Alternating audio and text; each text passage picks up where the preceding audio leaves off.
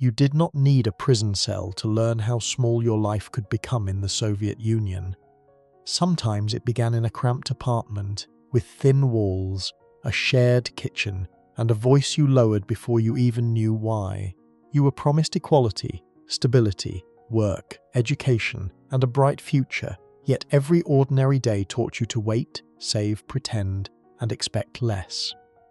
A string bag in your pocket could mean hope, a kitchen whisper could mean truth, and a pair of foreign jeans could make your whole world feel smaller. Tonight, you will step inside that life and feel how a system can enter not just a country, but a person's habits, fears, and quiet dreams. Before you drift too far into the night, give the video a like and subscribe if you want more quiet stories like this. I'd also love to know where you're listening from tonight, and what time it is there. It always feels strange and beautiful to imagine the same story traveling through different rooms around the world.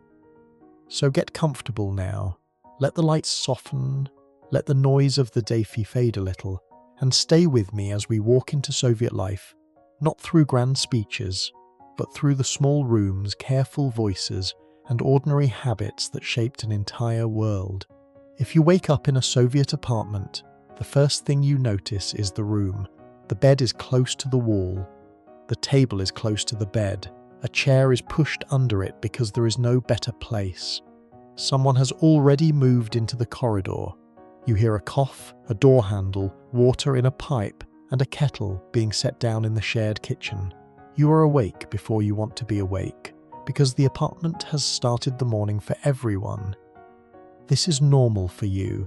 Maybe your family has one room in a communal apartment, or maybe several generations live together in a small state flat. Your bed is not only a bed. At night, it is where you sleep. In the morning, it becomes a seat, a place to fold clothes, a place for a child to sit with a school book. The table is for meals, paperwork, repairs, sewing, and anything else the family has to do. Nothing feels empty. Every corner has already been claimed. You learn to begin the day carefully. You wait before opening the door. You listen to see if the bathroom is free. You know which neighbor uses the sink early. You know which floorboard makes noise. You know how to dress without bumping into another person. A private morning is not really private. It is a small routine performed beside people who are still half asleep, irritated, hurried, or listening without meaning to listen. The reason is simple. There is not enough good housing for everyone. Apartments depend on work, family size, waiting lists, and decisions made by officers far from your bed. You may be told to be grateful, and in one way you are.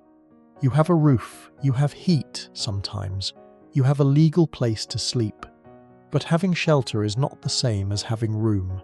A person can be housed and still feel pressed against the walls. Then the quiet danger appears. The room is not only small, it teaches you to shrink. You do not speak too freely because sound travels. You do not argue too loudly because the corridor remembers. You do not cry easily because someone may knock or ask questions later. You do not laugh too long at the wrong thing because even harmless jokes can sound different through a thin wall.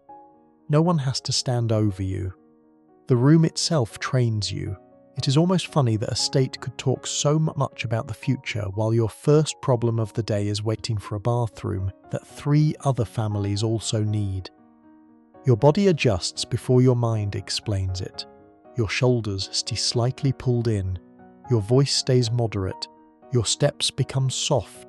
You sleep through ordinary noises but wake at the ones that matter.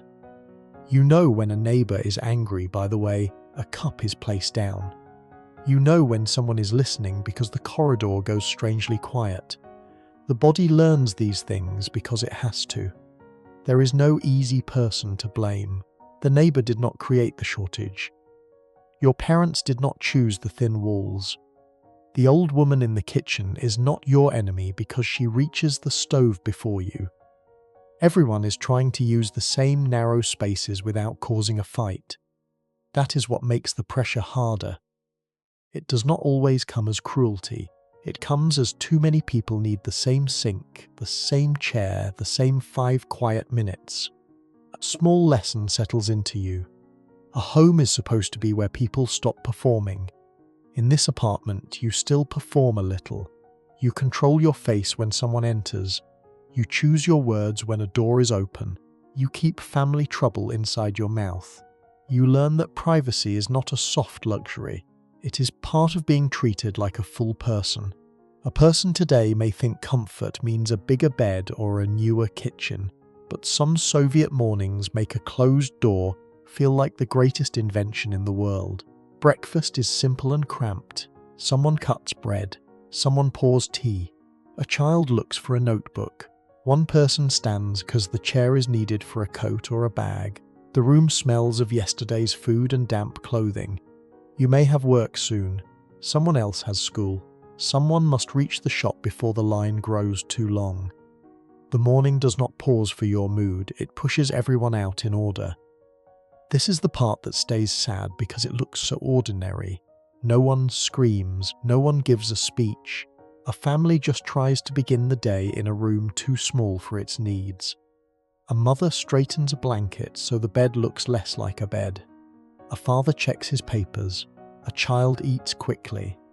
A neighbor knocks because the kettle is missing, or because someone left a dish in the sink. Life goes on, but it goes on with everyone pressed close. What feels most human to me is that people could still love each other in that room, even while the room made them tired of each other. This is why Soviet life cannot be explained only by saying it was good or bad. You may remember warmth in that apartment. You may remember jokes, birthdays, tea, help from neighbours, and the comfort of family near you. But you also remember the lack of air, the lack of silence, and the feeling that even your private self had to wait its turn. The system was not only outside in offices and slogans. It entered through housing, through walls, through the way people learn to manage themselves. By the time you step into the corridor, you have already practiced the first rule of the day. Take up less space. Make less noise. Do not create trouble before breakfast. That rule can sound small, but it follows you. It follows you to work, to shops, to meetings, and back home again.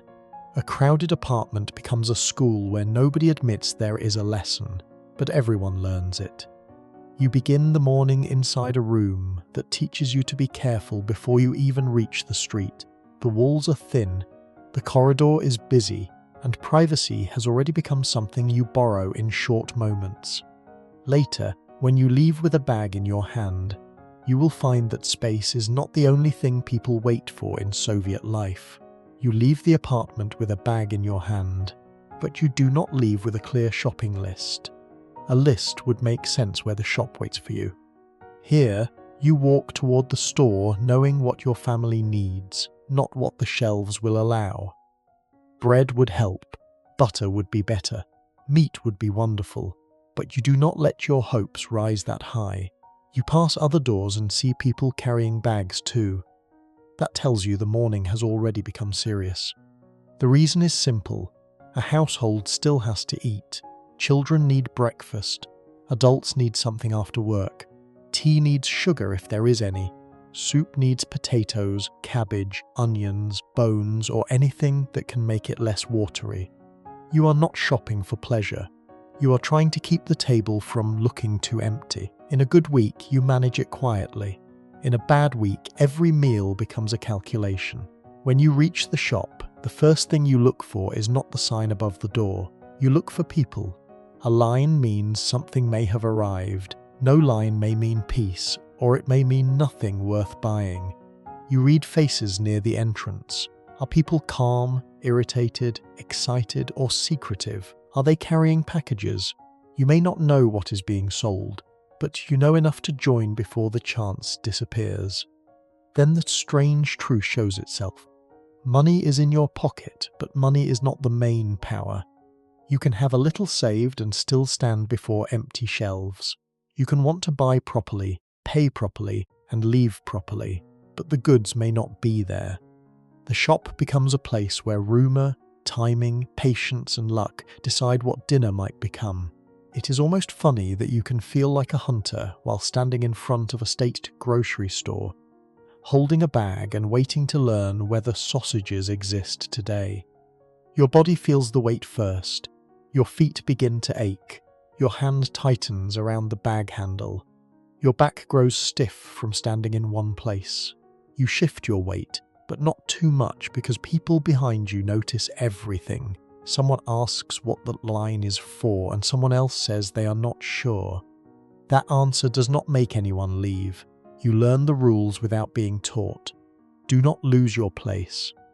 Watch the door, watch the clerk, watch the people leaving with bags. If a person comes out carrying something heavy, the line becomes more alert. If someone says the supply is small, the line becomes tense. The wait is about the fear that you may be close enough to see the thing and still too late to get it. There is no easy person to blame. The people in line may be your neighbors or strangers with the same needs. The truck may arrive late. The goods may be held back, spoiled, or simply not enough. You can blame the clerk, the line, the office, or yourself for arriving late, but the larger problem stays where you cannot reach it. A quiet lesson settles into you. Shortage changes how people behave. It turns ordinary shopping into a test of attention. It teaches you to carry a bag even when you do not expect anything. It teaches you to ask quietly, listen closely, and remember which shop had which item last week.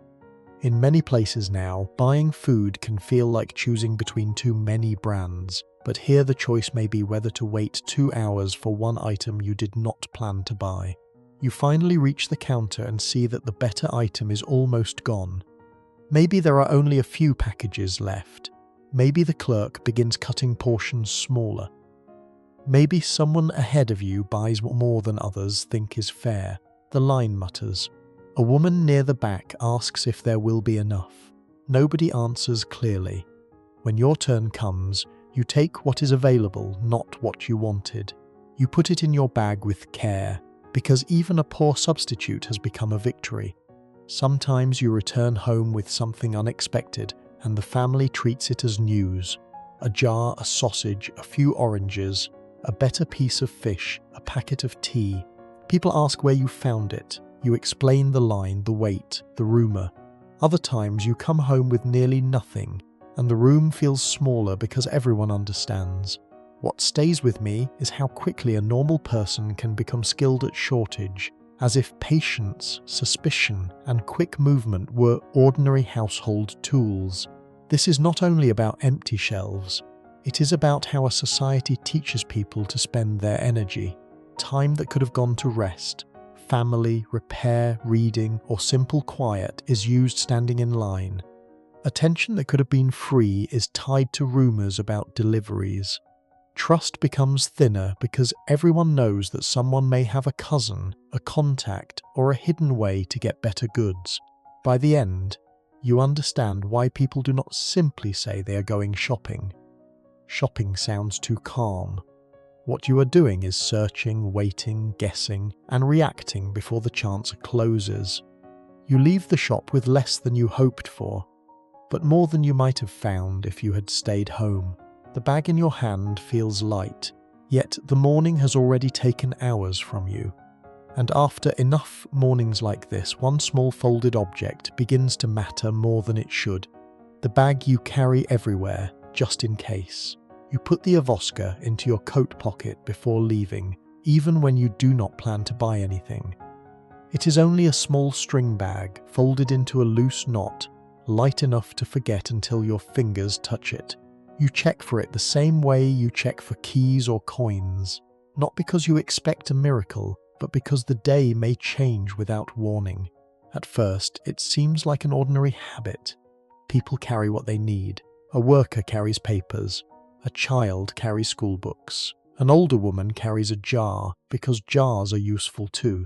You carry the avoska because a shop window can look empty in the morning and suddenly have goods by afternoon. A truck may arrive late. A clerk may bring out a crate. A rumour may pass from one person to another faster than any announcement. If you are nearby and have a bag, you have a chance. The reason is simple. You cannot shop only when your family needs something. You shop when something exists. Your mother may ask for bread, potatoes, onions, soap, or tea, but the shop does not care about the order of need inside your home. You learn to buy what appears, even if it was not on your mind that morning. A few oranges can become a small event. Then the bag starts to mean more than carrying things.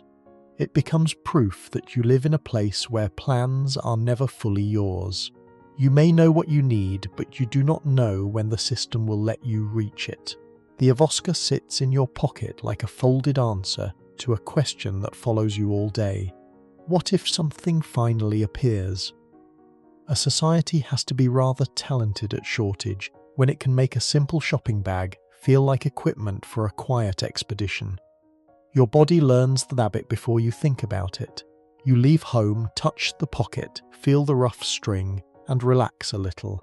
You stand on a tram with one hand holding the rail and the other resting near the bag. You pass a shop and slow down without deciding to slow down. You look for a line, then for what people are holding. Your eyes become trained. A heavy bag means something. A covered parcel means something. A face trying not to look excited means something too. There is no grand drama in this. Most days nothing happens. You carry the bag to work and back home, still folded. It lies in a drawer at night, then returns to your pocket the next morning. That is how a shortage becomes ordinary. It only has to keep you ready for a chance that may not come. If something appears, the whole day changes. You may be walking home tired, thinking about tea and a chair, when you notice people gathering outside a store. Nobody knows clearly what arrived. Someone says fish, someone says butter, someone says shoes. You step into the line before you fully understand, because asking first can cost you 10 places.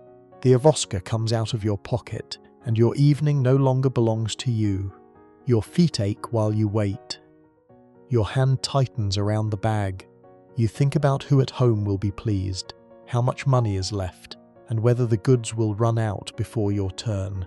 People talk in low voices. Someone complains. Someone pretends not to worry. You watch the door carefully because it decides what happens next. A person with a full supermarket nearby might never understand how quickly a line outside a dull little shop can become the most important place in your day. Maybe you get something.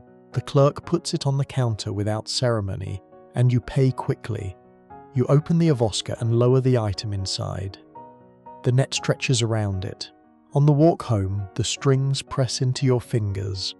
It is uncomfortable, but you do not mind. The weight means you found something. It means you will not return with only an explanation. Maybe you get nothing. The line stops moving. Someone near the front says it is finished. A few people argue, but most simply stand for a moment, as if waiting for the bad news to become less final. Then you fold the empty bag and put it away. They may ask what happened, and you will answer simply. There was a line. It ran out. You were too late. That is the sad part. The Avoska is useful, clever, and almost cheerful in its own way, but it also trains you to accept uncertainty as normal. It teaches you not to trust shelves, not to trust lists, not even to trust a free hour after work. Anything can become waiting. Any quiet walk can turn into a small test of timing. What stays with me is how people could turn this into routine without calling it suffering, because naming every small wound would make the day too heavy to carry. The larger truth is that shortage does not only remove goods from shops, it changes how people think. It makes them alert when they should be relaxed. It makes them grateful for things that should not feel rare. It turns luck into a household skill and patience into a daily tool. You keep carrying the little string bag because it gives you one thin chance against empty shelves. It rests in your pocket like hope, but also like proof that hope has become part of the shortage. Once you learn to prepare for goods that may never appear, you also begin to learn how carefully people prepare their words before they speak. The difference is learned early, not from a school lesson, but from the way adults lower their voices when the door closes. Outside, you speak in clean sentences. You say the safe things, the simple things, the things that sound normal at work, in school, in a shop, or in a meeting. No one has to warn you every morning. You know that words can travel farther than you intend. In the apartment, the kitchen becomes a different place. It is small, crowded, and often too warm, with cups on the table, bread on a plate, and chairs pulled close because there is not much space. But when the corridor is quiet and the door is shut, people speak with a different face. Not boldly, not fully, just a little more honestly than they would outside. The reason is ordinary. People need somewhere to put the thoughts they cannot carry all day. A father may complain about work. A mother may mention a shortage. An older relative may remember something that does not match the official version. A friend may tell a joke that would sound dangerous in the wrong room. You listen, and even as a child, you feel the change. Then the deeper truth appears. Soviet life does not only divide public and private spaces, it divides the person inside you. One version goes outside. That version knows how to nod, clap, repeat phrases, avoid questions, and look calm when something feels false. The other version sits in the kitchen, holding a cup of tea, waiting for a safe moment to breathe. It takes a special kind of society to make a kitchen table feel more honest than a newspaper. Your body learns this division. At work, your face becomes controlled. At school, your answers become careful. In a queue, you complain about small things, not the whole system. At meetings, you follow the room. If people clap, you clap. If people stay quiet, you stay quiet. Safety often depends on not being the first person to say what many people are thinking. The cost does not feel dramatic at first. You are not being arrested every day. Most of the time, life continues. You work, stand in lines, visit relatives, help a neighbor, repair something, and eat supper. But under that normal life, a small pressure stays in the mouth. You begin to taste your own words before letting them out. There is helplessness in this because the danger is not always clear. Maybe the person beside you is harmless. Maybe they agree with you. Maybe they will laugh.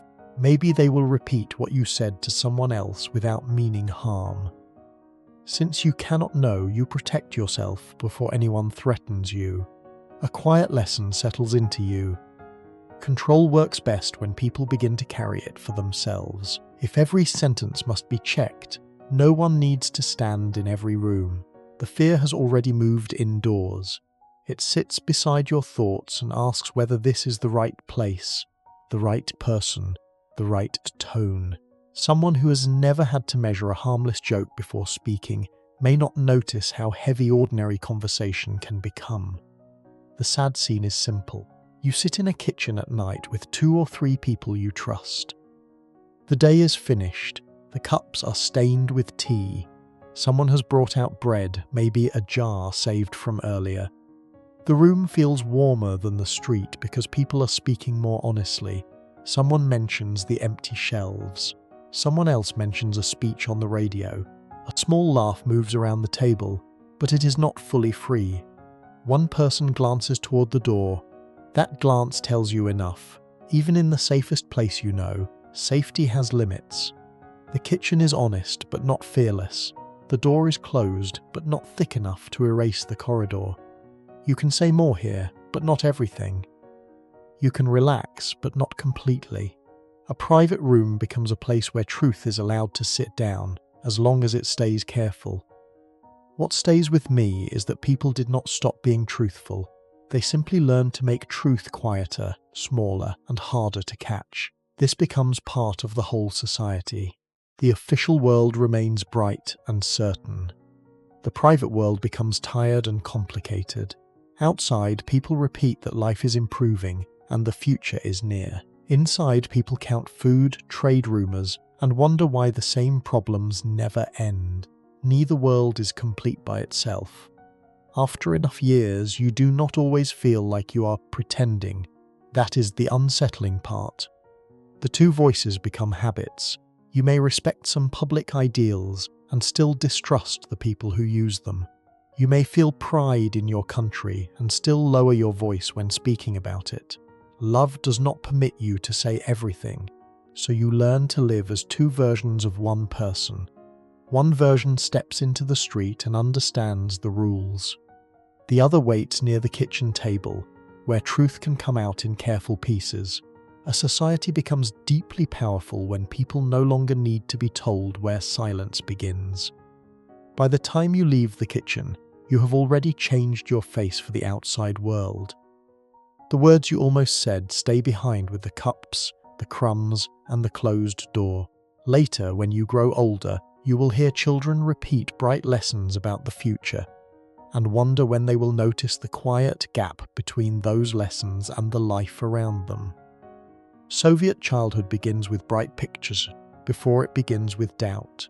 You sit in a classroom where the walls carry portraits, red banners, and drawings of smiling workers, soldiers, cosmonauts, and children holding flowers. The room may be cold near the windows and crowded between desks, but the lesson sounds warm and certain. You are told that the future is being built for everyone, and as a child, you do not yet know how heavy those words can become. The reason you believe it is simple. Children believe the world adults arrange around them. If the teacher says your country is moving toward justice, you listen. If the textbook says workers are honored, you repeat it. If a song says the collective is strong, you sing with the others. The words are not strange to you. They arrive with school books, morning ceremonies, holidays, films, parades, and stories about heroes who suffered for your life. At that age, the promise feels real because some parts of it are real. You go to school, you learn to read, you may visit a clinic. You see pictures of spaceflight, factories, dams, scientists, and soldiers who defeated fascism. The Soviet Union does not present itself only as a government. It presents itself as a moral story, and you are invited to grow up inside it. Then life begins to mark the story. You return from school to a cramped apartment. You hear neighbors through the wall. Your mother worries about food. Your father comes home tired from work, which does not sound as heroic as the posters. Someone whispers in the kitchen after the door closes. The room around you begins to disagree with the classroom. It is a strange kind of education when a child is taught about a bright tomorrow in the morning, then spends the afternoon watching adults stand in line for ordinary food. You feel the difference before you can explain it. At school, the future is clean and organized. At home, the sink is crowded, the cupboard is uncertain, and people speak more carefully. In a parade, everyone looks forward. In a queue, everyone looks tired. The slogans say life is moving toward abundance. The adults around you still carry string bags, save jars, repair old things, and ask who heard what arrived at which shop. Your body learns two kinds of trust. One kind belongs to childhood. It wants to believe the teacher, the song, the red scarf, the medal, the space rocket, and the proud story of a society marching forward. The other kind grows slowly from daily life. It watches faces, it hears pauses, it notices that some questions make adults uncomfortable. A good child knows when to repeat and when to stay quiet. There is helplessness in being young because you cannot check the world call for yourself. You do not know what is hidden from newspapers. You do not know why some jokes stop when you enter the room. You only feel that truth has different clothes depending on where it is standing. A quiet lesson settles in long before adulthood. Belief is easier when life gives it support. When the shelves are empty too often, when housing stays crowded too long, when people laugh carefully at the kitchen table, belief does not vanish at once. It becomes mixed of habit, hope, embarrassment, pride, and doubt.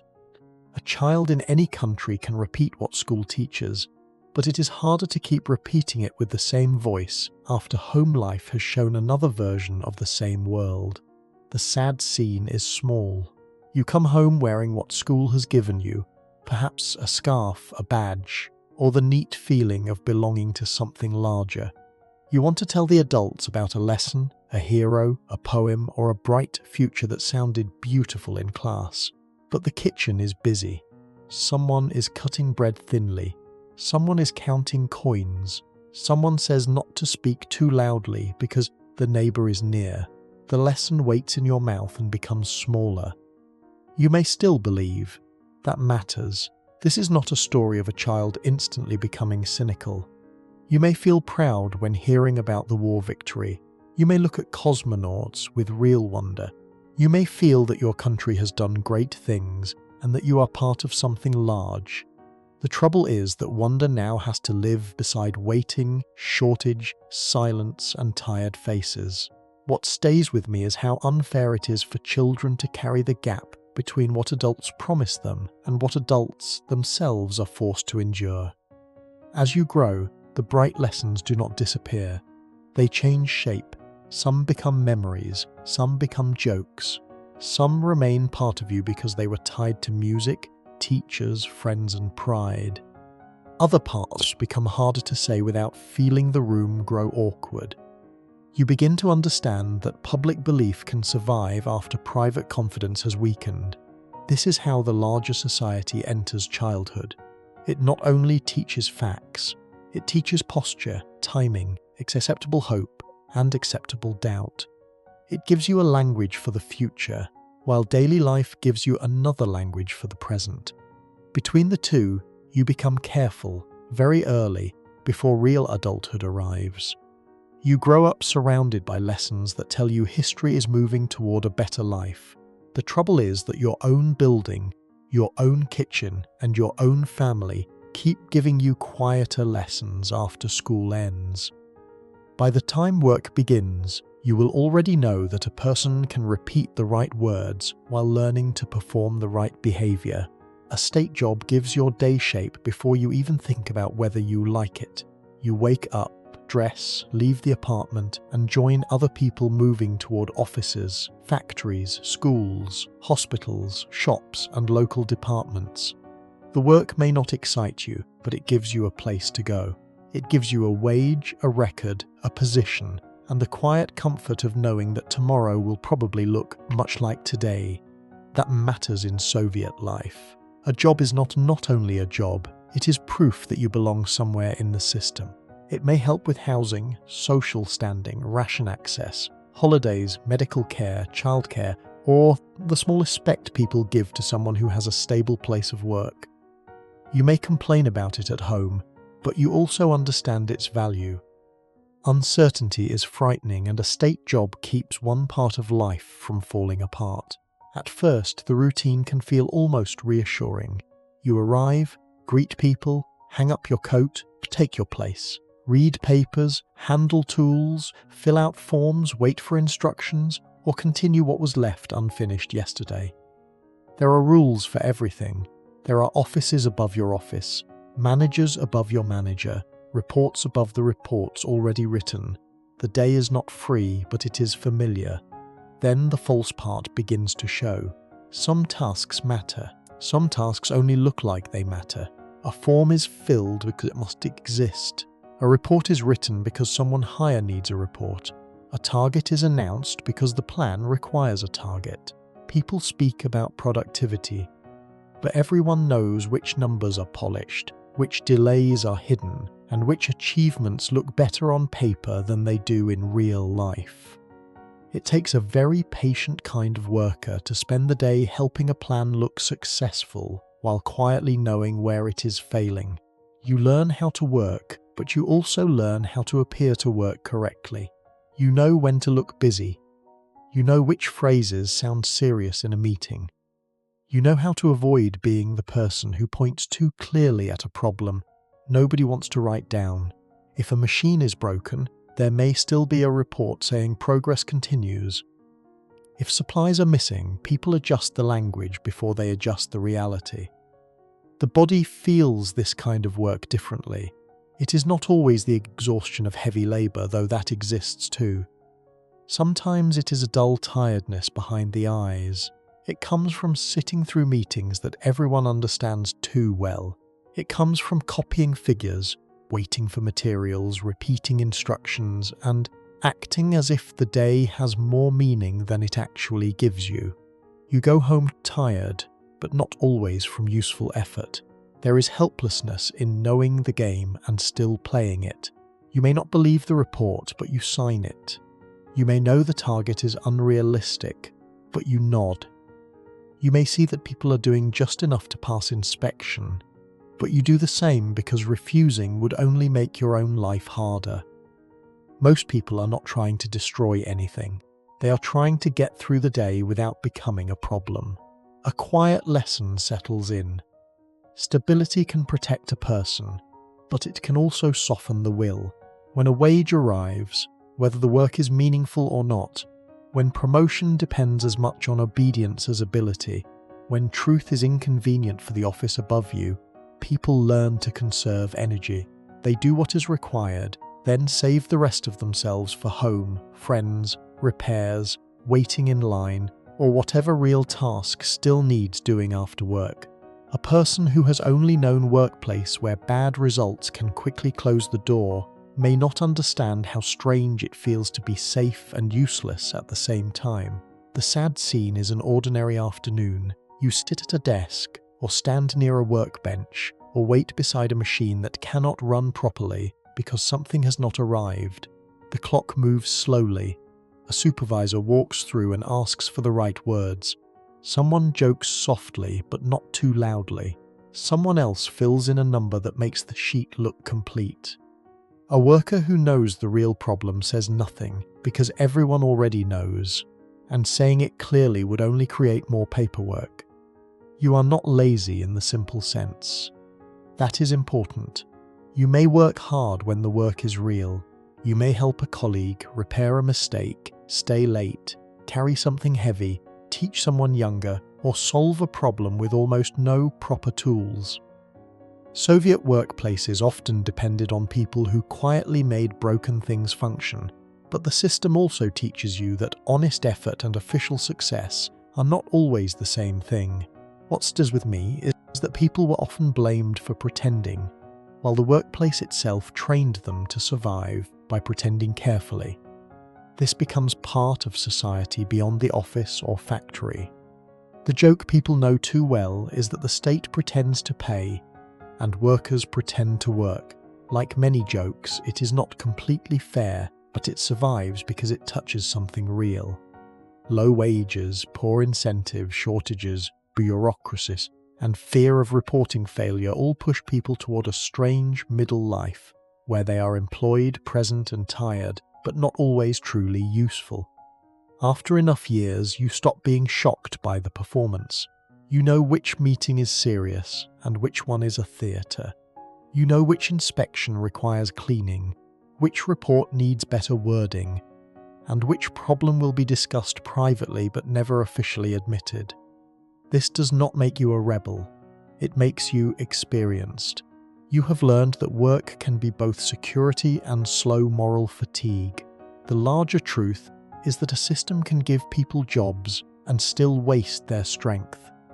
It can protect them from sudden unemployment while teaching them to distrust the meaning of their own labour. It can make a person grateful for stability and ashamed of the empty hours inside that stability. By evening, when you return to the apartment, you carry not only tired hands or tired eyes, but the heavier feeling of having spent another day inside, something everyone understands and few can honestly name.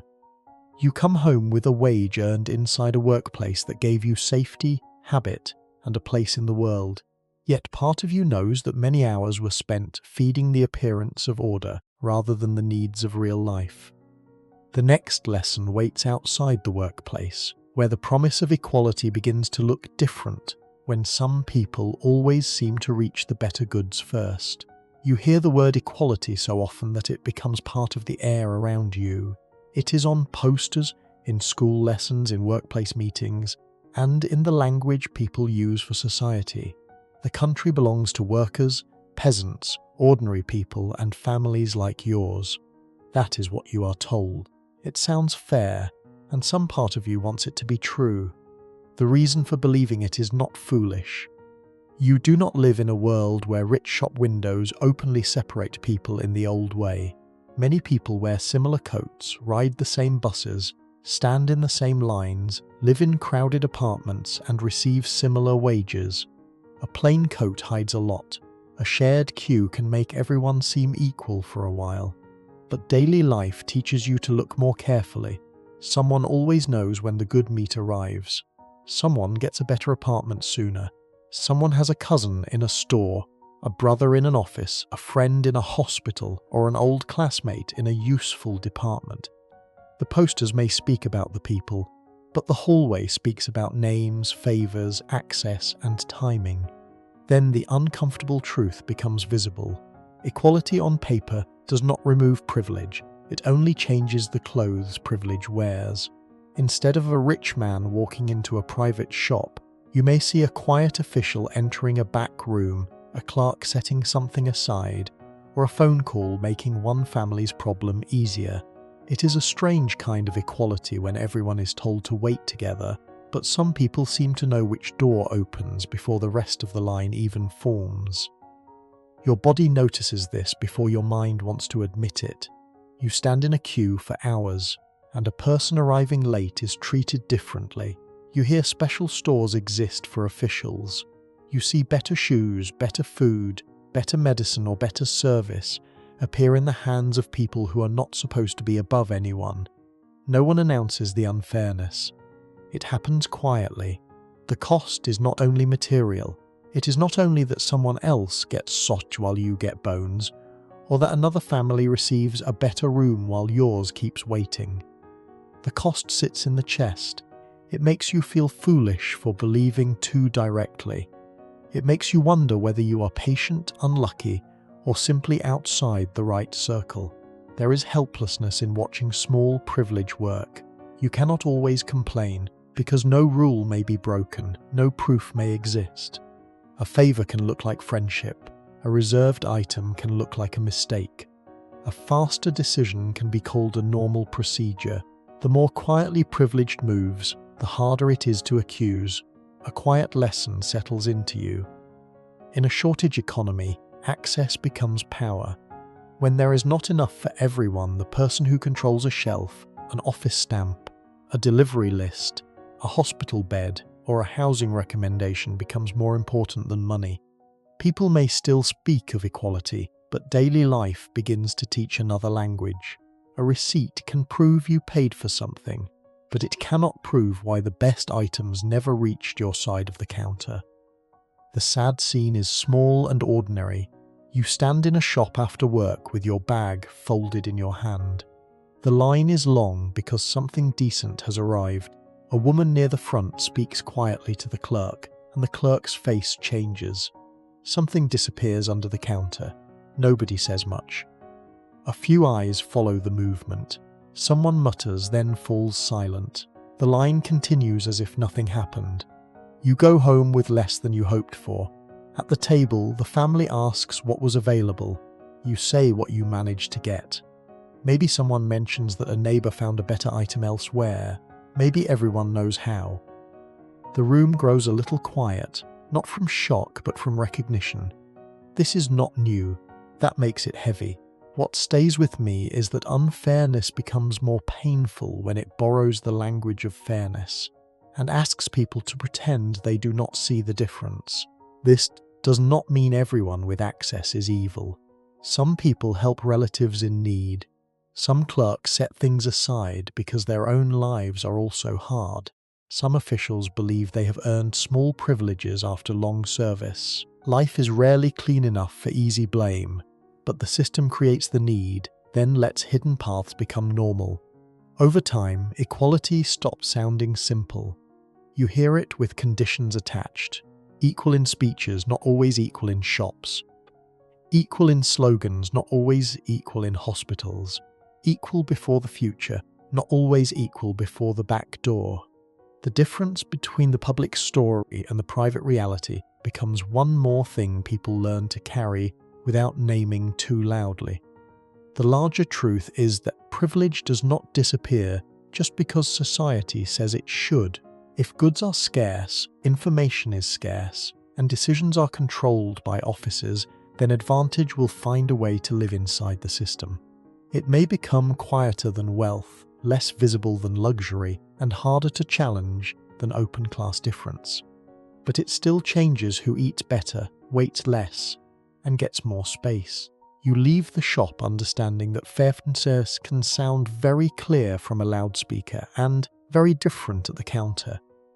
The person with the right connection does not always look powerful, yet their life bends around obstacles that stop you cold. After sayings like this, you begin to understand why knowing the right person can become another kind of currency. Knowing someone begins to matter before you fully admit how much it matters. At first, it sounds harmless. A woman in your building knows a clerk at the food shop.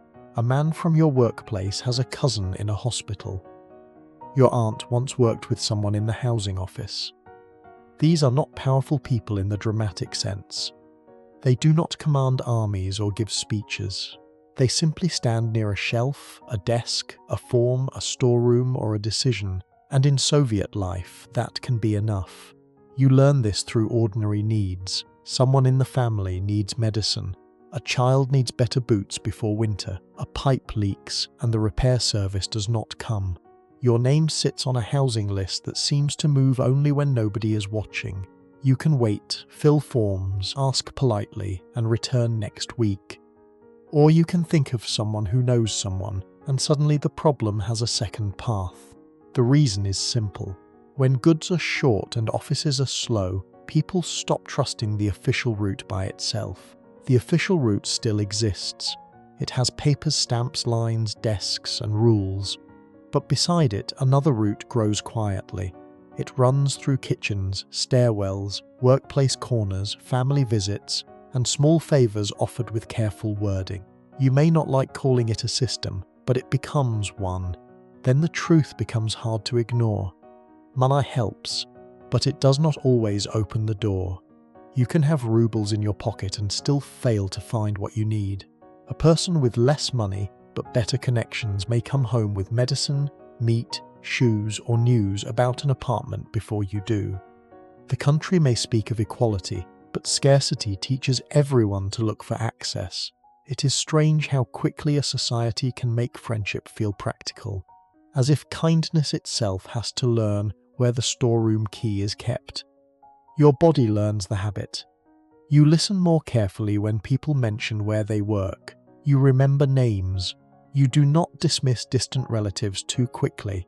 You greet the woman at the shop with patience, even when she is rude, because next week she may know what arrived before anyone else. You bring a small gift when visiting someone who helped you. Coffee, chocolate, a bottle, a service, a repair, a favor returned later. Nobody has to say too much. Everyone understands the weight of small things.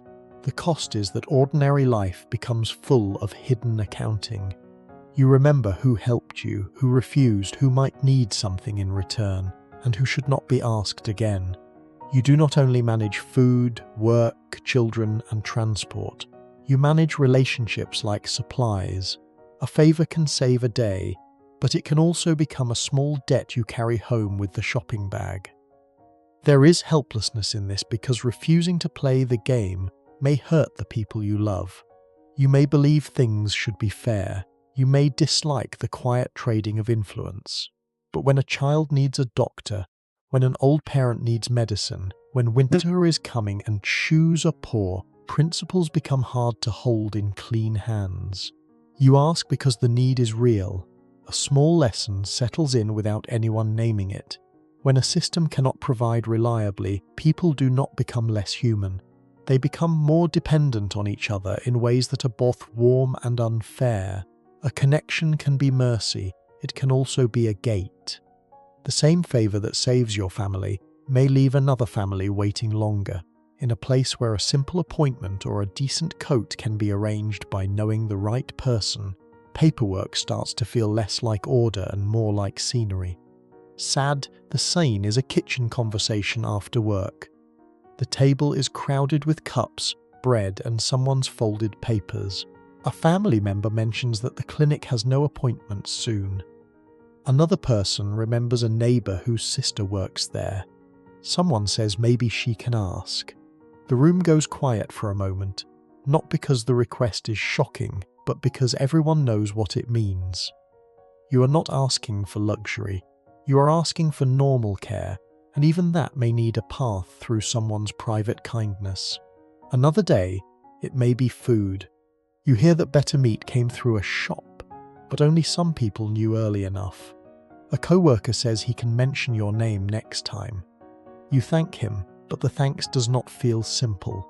You are grateful, and you are also tired of being grateful for what should have been ordinary. That mixture is hard to explain, so most people do not explain it. They just nod and remember. What stays with me is the quiet shame of needing help for normal life, while still feeling deeply thankful when someone gives it.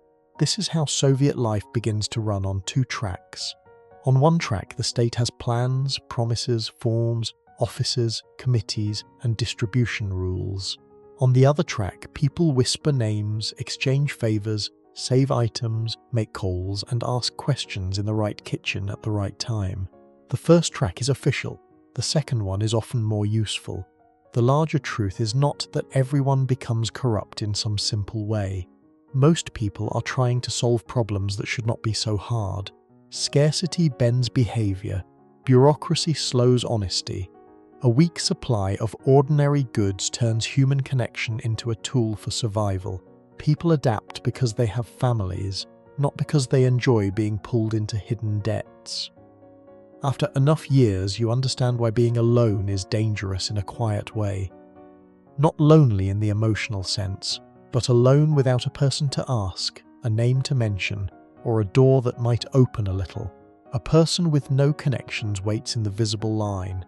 A person with connections may still wait, but not always in the same way.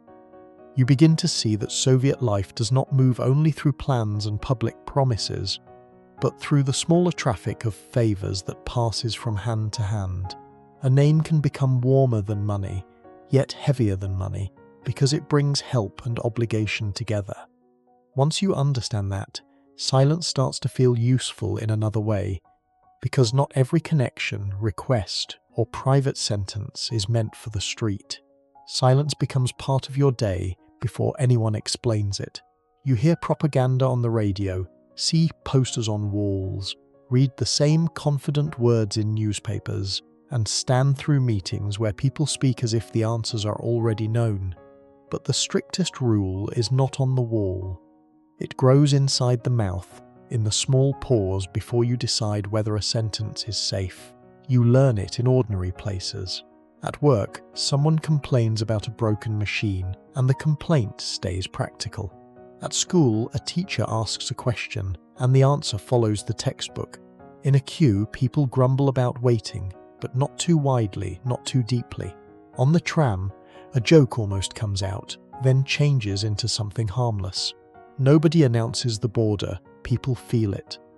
The reason is simple: words can move.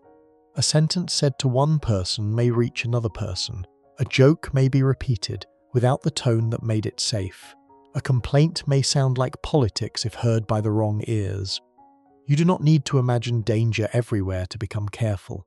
You only need to know that carelessness can cost more than the sentence was worth at the wrong moment. Then the deeper truth appears. Control does not always need a uniform at the door. It works better when you begin checking yourself first. You choose softer words. You leave names out. You make criticism about the weather, queues, officers, or bad luck, not about the whole structure holding these things together. The silence becomes practical, then familiar, then almost invisible. It is a neat trick, making people carry the guard inside themselves so the hallway can look perfectly empty. Your body learns the habit. Your voice lowers when a conversation changes direction. Your eyes move toward the door. Your hand is on a teacup. In a meeting, you watch other faces before showing your own. If someone speaks too openly, the room changes. People may laugh, but the laugh is thin. Someone changes the subject. Someone looks at the floor. You understand the warning without anyone giving one. The cost is not only fear, it is tiredness. You spend attention on things that should not need attention. Who is present? How well do you know them? Is this a kitchen, a workplace, a stairwell, a train carriage? Is the door closed? Is the window open? A normal thought becomes a small calculation before it becomes speech. There is helplessness in this because the safest choice often feels like a betrayal of yourself. You may know something is false. You may hear a speech that does not match the shelves, the wages, the apartment, or the waiting lists. You may want to say the obvious thing. Instead, you stay quiet because the truth is not useful if it brings trouble to your family. A quiet lesson settles into you. Fear becomes strongest when it can hide inside common sense. People tell themselves they are not afraid, only sensible. They are not silent, only tired. They are not pretending, only avoiding useless trouble. In time, that explanation begins to work too well. A person who can complain freely about a government office may not notice the luxury inside that complaint, because here even frustration needs to choose its room carefully. The sad scene is a family evening after the radio has finished. The room is cramped, tea is on the table, and someone remarks on what was said in the broadcast. It is not even a loud remark. It is just too honest. For a second, the room is still. An older person gives a small look toward the door. A child stops moving. The speaker smiles as if the sentence was nothing, and the conversation returns to bread, work, school, and who must stand in line tomorrow. Nothing happens. That is part of the wait. No knock comes, no arrest follows, no stranger appears. Still, everyone has been reminded, the danger does not need to arrive every time. It only needs to be possible often enough for the room to remember.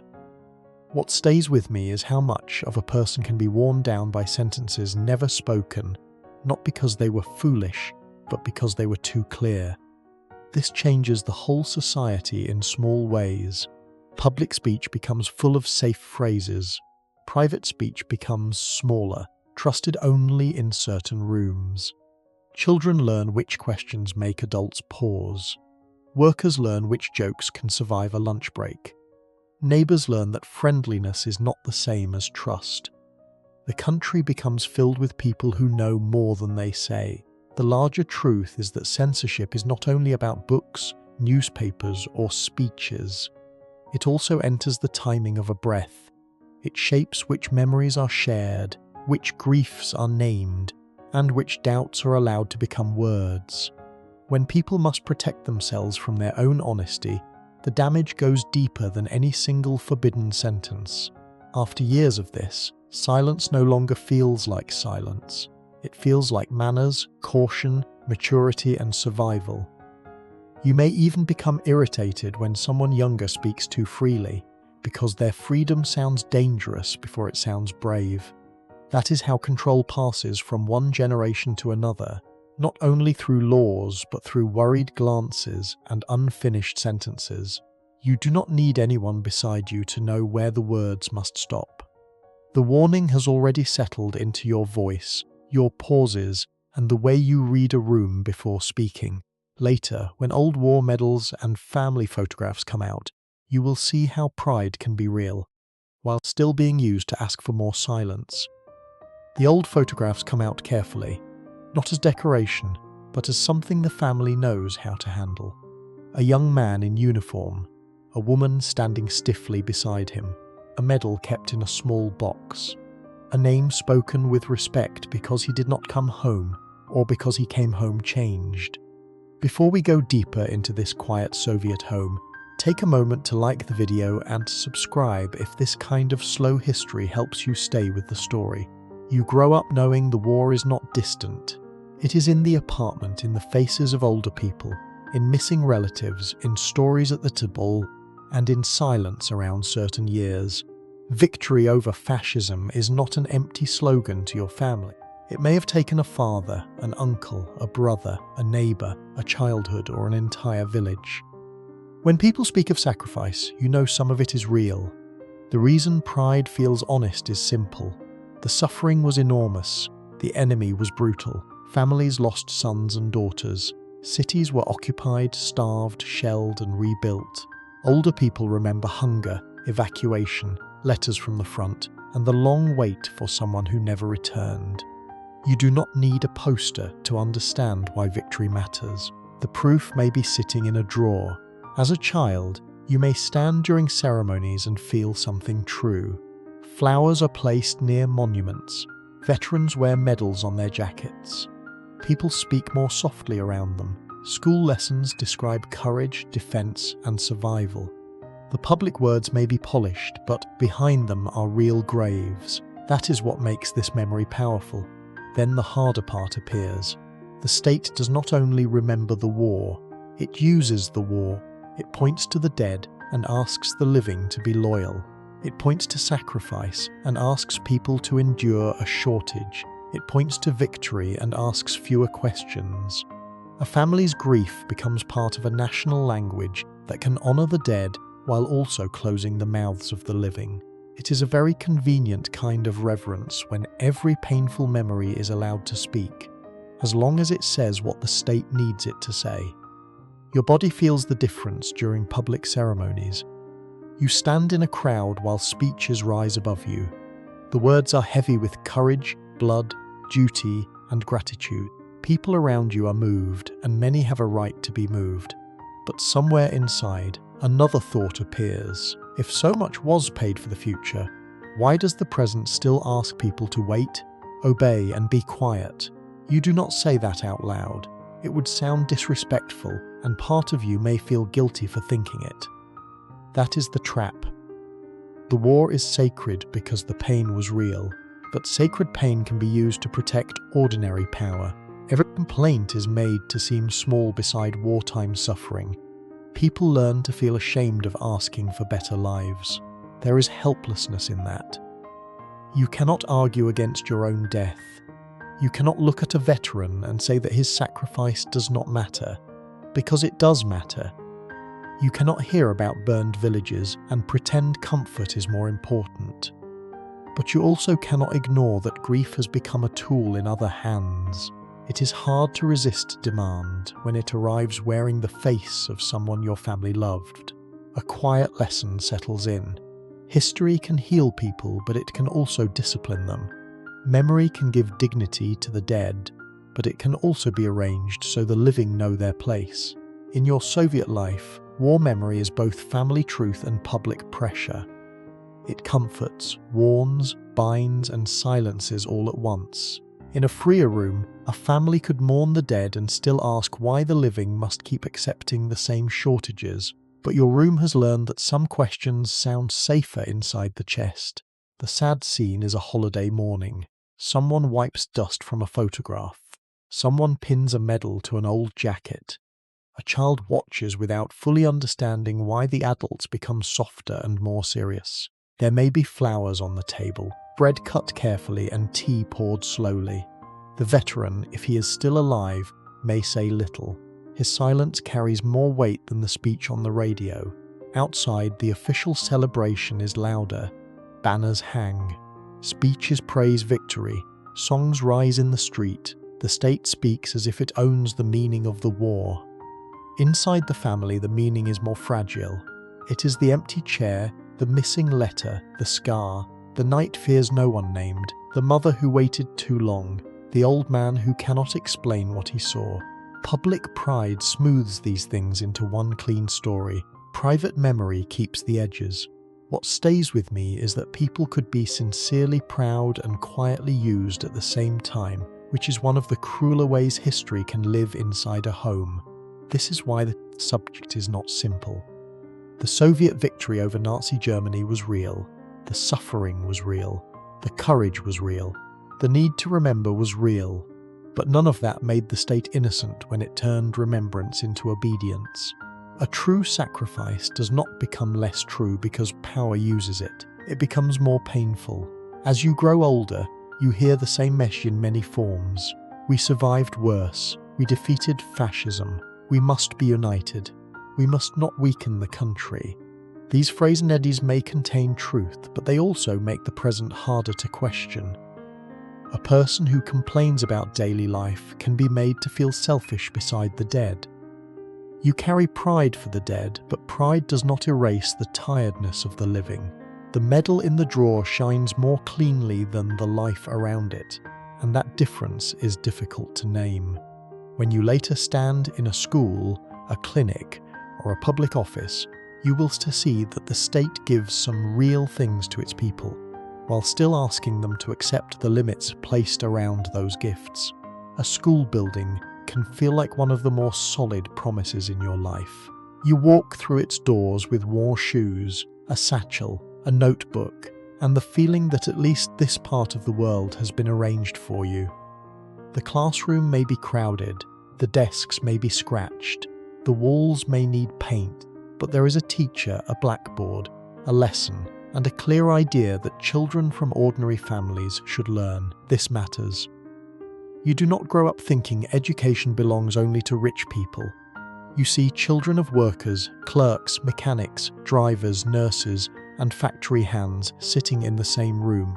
Books may be shared, paper may be thin, and some lessons may be full of official language, but the door is open.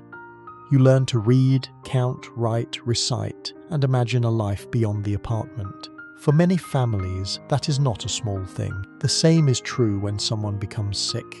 You know there is a clinic. There are doctors, nurses, hospitals, vaccinations, records, and people trained to treat basic illnesses. A mother can bring a child to be examined. A worker can see a doctor without first wondering whether the family must sell something. An old person can at least enter the system and wait. This gives Soviet life one of its real comforts. Help exists, and in many cases, help is not locked behind money. Then the harder truth appears. Free does not always mean good. Free does not always mean enough.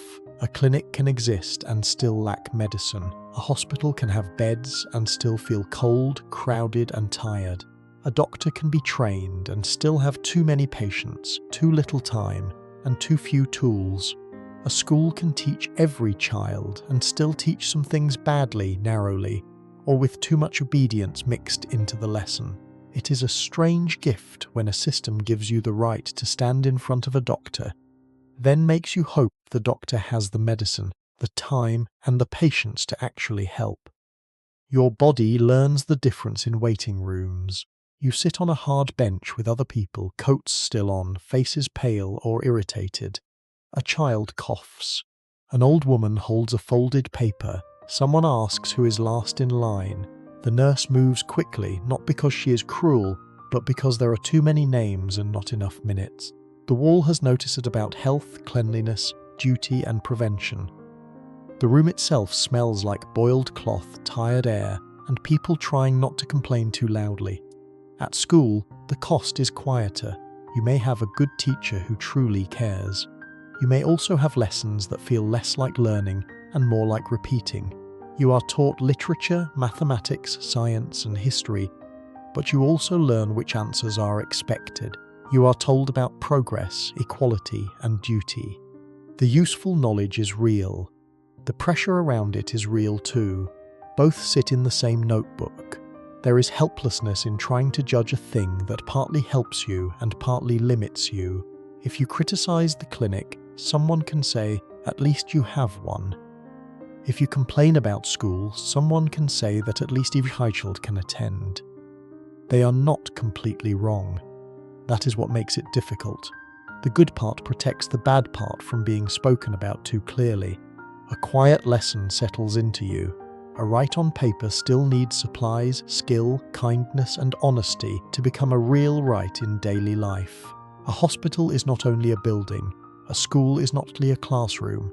Public services matter most when the person standing inside them is treated like more than a number, more than a file, more than one body among many. A family with enough money somewhere else might fear the price of treatment, while your family fears the sentence that sounds almost harmless. Come back later. There is nothing available today. The sad scene is a visit to the clinic with someone you love. Maybe it is your mother, your child, or an older relative who has been feeling weak for days. You arrive early, but others have arrived earlier. The corridor is full. People hold papers, jars, bags, coats, and quiet complaints. When your turn comes, the doctor looks tired before you even sit down. He asks questions, writes quickly, checks what he can, then mentions a medicine that may not be easy to find. You leave with instructions, but not full relief. Now another search begins. Which pharmacy has it? Who might know? Could a friend at a hospital help? Is there a substitute? The illness was already enough, but the system adds a second burden, the search for what the treatment requires. The medical care is free, yet the anxiety around it is not. What stays with me is that people could be grateful for access and still quietly wounded by the low quality of what access sometimes gave them. This is why Soviet life becomes harder to describe honestly. It is too easy to say everything was terrible, and too easy to say everything was provided. You may receive education that changes your life. You may also receive lessons shaped by ideology. You may get medical care that saves someone. You may also watch someone suffer because the equipment is old, the medicine is missing, or no one has the time to explain things properly. The larger truth is that a system can give people real protections while still asking them to accept poor conditions inside those protections. It can lift people in one way and wear them down in another.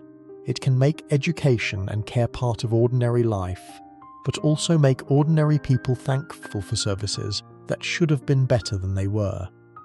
The promise is not false enough to be completely rejected. The hardship is not small enough to ignore. By the time you leave the schoolyard, the clinic, or the hospital corridor, you understand something complicated. Soviet life gives you some doors that other societies may keep closed. But once you pass through those doors, you may still meet shortage, delay, indifference, and the same tired faces you see everywhere else. The gift is real, and so are the limits wrapped around it. You learn that free school and free medical care can be both a protection and a disappointment. The state can give you a desk, a doctor, a textbook, and a hospital bed, while still failing to give enough attention, medicine, honesty, or warmth.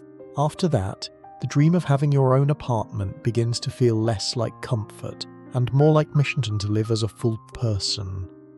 A private apartment begins as a dream that sounds almost too simple. Not a palace, not luxury, not a large house with extra rooms, just a place where your family can close the door and know the space behind it belongs to you. A kitchen that is not shared. A bathroom that does not require listening for footsteps in the corridor. A bed that does not have to become a chair, a storage shelf, and a border between several people's lives by morning. You may already have a roof over your head, and that makes complaining feel difficult. Maybe you live with your parents after marriage. Maybe your child sleeps in the same room where adults dress, eat, argue, and whisper. Maybe an elderly relative lies behind a curtain. Maybe another family uses the same kitchen, and everyone knows everyone's habits too well. It is not homelessness. It is not a complete disaster. But it is not privacy either. The reason you wait is ordinary, because housing is not something you simply choose and buy when you are ready. It is tied to work, waiting lists, family size, official need, workplace recommendations, local offices, and rules that seem clear until you have to live inside them. You submit papers, you ask questions, you hear that your turn may come, you hear that someone else has a more urgent need. You hear that another building is being finished, another list is being reviewed, and another office must approve something. Then the truth becomes harder to ignore.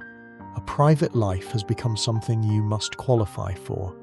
You do not only wait for bricks, pipes, rooms, and keys. You wait for permission to stop living in other people's hearing.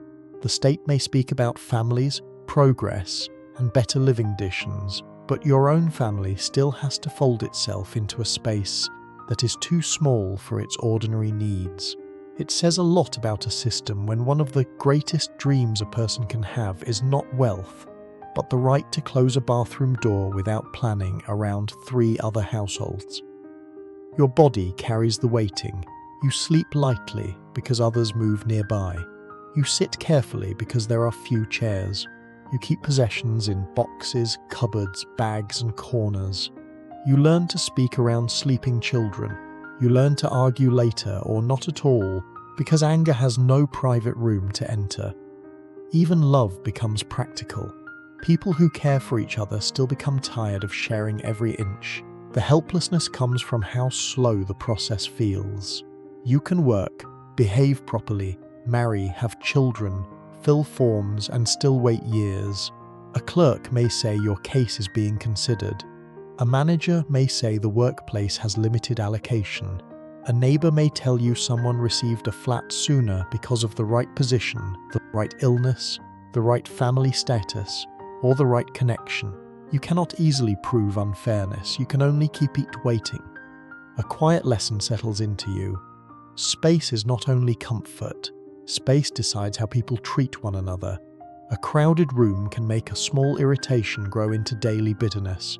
A shared kitchen can turn ordinary cooking into negotiation. A thin wall can make every family problem feel partly public. When privacy is missing long enough, people begin to lower their expectations for peace. A person with a spare room may think of it as storage, while in your life, one extra room could mean a marriage breathes easier, a child studies in quiet, and an old parent sleeps without everyone stepping around them. The sad scene is a family evening after another conversation about the housing list. Someone has heard that a new block may open. Someone else says the apartments are already promised. Papers sit on the table beside the tea and bread. A child asks where a new bed would go, and nobody answers quickly because there is nowhere to put one. The adults keep their voices calm, but the hope in the room feels tired from being used too often. You imagine the apartment anyway, a narrow hallway, a small kitchen, maybe one bedroom, maybe two if fortune is unusually kind, a window that looks over another block, a bathtub that belongs only to your family, a door you can lock without feeling you are borrowing silence. The dream is not elegant, that is what makes it painful. It is basic, and still it feels distant. What stays with me is how people could spend years waiting for something so modest that once they received it, they were expected to call it proof of generosity. This is how housing becomes part of the larger Soviet bargain. The state provides, but the state also decides. It builds, assigns, delays, ranks, and measures needs. You may receive a flat one day and feel real gratitude. You may celebrate, invite relatives, move furniture, and remember the day as a turning point. But the gratitude comes with a memory of waiting so long that privacy itself began to feel like a rationed good. The larger truth is that dependence changes the meaning of ordinary life. When your home comes through an office, your private happiness is linked to public approval. When your family's space depends on a list, you learn that patience is not only a personal virtue, but a requirement placed on you by the system. You are not merely waiting for walls, you are waiting for the right to arrange your own life without so many witnesses. Even after a flat finally comes, the habits may remain. You still keep things carefully, you still worry about noise, you still feel the old urge to be grateful for what should have been normal. That is how long waiting leaves marks. It does not end the moment a key enters your hand. A private apartment can feel like freedom because you have spent so long living where every corner was shared, heard, or negotiated. Yet the key also reminds you that even your most personal space arrived through approval, patience, and a list with someone else's hand over it. Once you understand that home itself can be granted, the next pressure becomes easier to see because the family table must still survive shortages, work schedules, and the daily math of food. The family table is where the larger system becomes small enough to touch. You open the cupboard and not only look for food, you look for possibilities. A little bread, some potatoes, a piece of cabbage, a jar kept from earlier, a bit of tea, maybe something saved because tomorrow may be worse than today. Dinner does not begin with appetite. It begins with calculation. This is not because your family is careless. Everyone is working, waiting, carrying bags, saving things, and trying to keep the home moving. But ordinary food does not always arrive in ordinary ways. A meal depends on what was found in the shop, what a neighbour mentioned, what someone brought from work, what can be traded, what should be kept for a child, and what can be stretched without making the table look too poor. The reason is simple. A family still needs rhythm. People must wake, work, study, wash, eat, sleep, and do it all again. The state may speak in plans and production numbers, but your home speaks in smaller units. How much bread is left, whether the potatoes are soft, whether tea can be made weaker, whether the soup can last one more day. These are the measurements that matter at night. Then the harder truth appears. Shortage does not only affect what you eat, it decides how the family spends its strength. Someone must stand in line. Someone must cook after work. Someone must repair clothes, wash dishes, watch children, save jars, reuse paper, and keep track of things that should have been easy to replace. The home becomes a second workplace, and often the mother carries the heaviest part of it. It is a very efficient kind of unfairness when a woman finishes one job outside the home, then comes back to another job, and is still expected to look like family life is under control. You see this in the evening. Your mother may come home tired, but she does not sit down first. She checks what is left. She asks who ate what. She remembers which shop might have soap tomorrow. She cuts food carefully, not because she is dramatic, but because care has become necessary. If something is missing, she finds a substitute. If there is no substitute, she changes the meal and says little. Your body learns the household pressure too. You eat without asking too many questions. You notice, when adults take smaller portions, you learn that a full plate for a child may mean someone else pretended not to be hungry. You learn that leftovers have meaning. You learn that throwing food away is not a mistake, but almost a moral failure. The table teaches discipline without needing a speech. There is helplessness in this because nobody at the table created the shortage. The child did not empty the shop. The mother did not design the supply system. The father did not decide which goods would arrive late. Yet the family must solve the problem as if it belongs to them alone. A national failure becomes a private evening task. A quiet lesson settles in. Systems are not only judged by what they promise, they are judged by how much unpaid worry they push into ordinary homes. When a mother must turn scarcity into dinner, when a family must turn waiting into routine, when everyone must pretend the thin soup is normal, the system has already entered the kitchen. A full refrigerator can make planning feel like a preference, but here, planning often means deciding which needs can wait without hurting anyone too visibly. The sad scene is not a crisis. It is a woman standing beside a small stove after a long day, stirring something that was supposed to be better.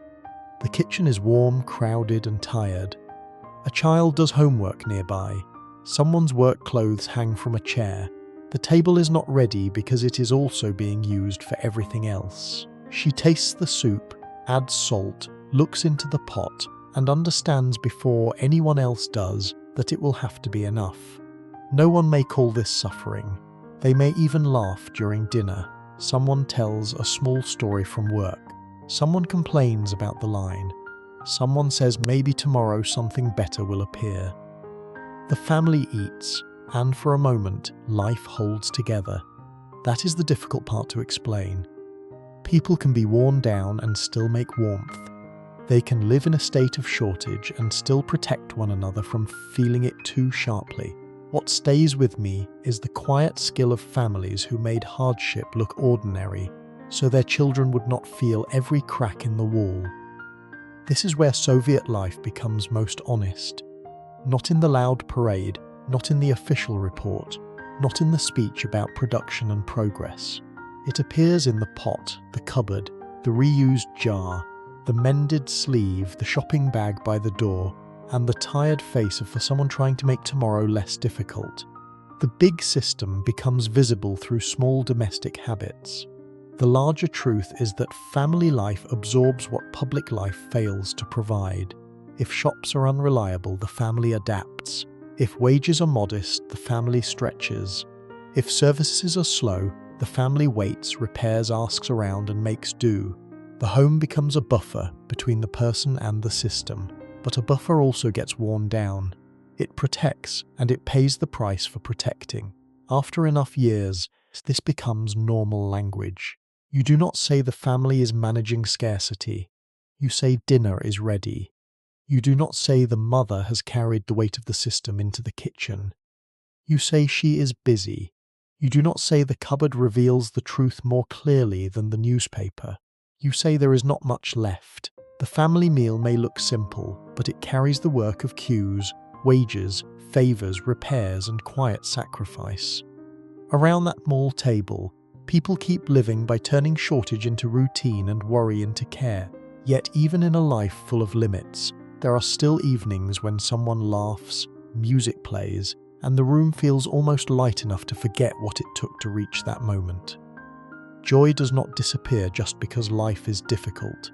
It enters through smaller doors, a film ticket in your pocket, a song on the radio, a friend arrived with bread, tea, and one good story.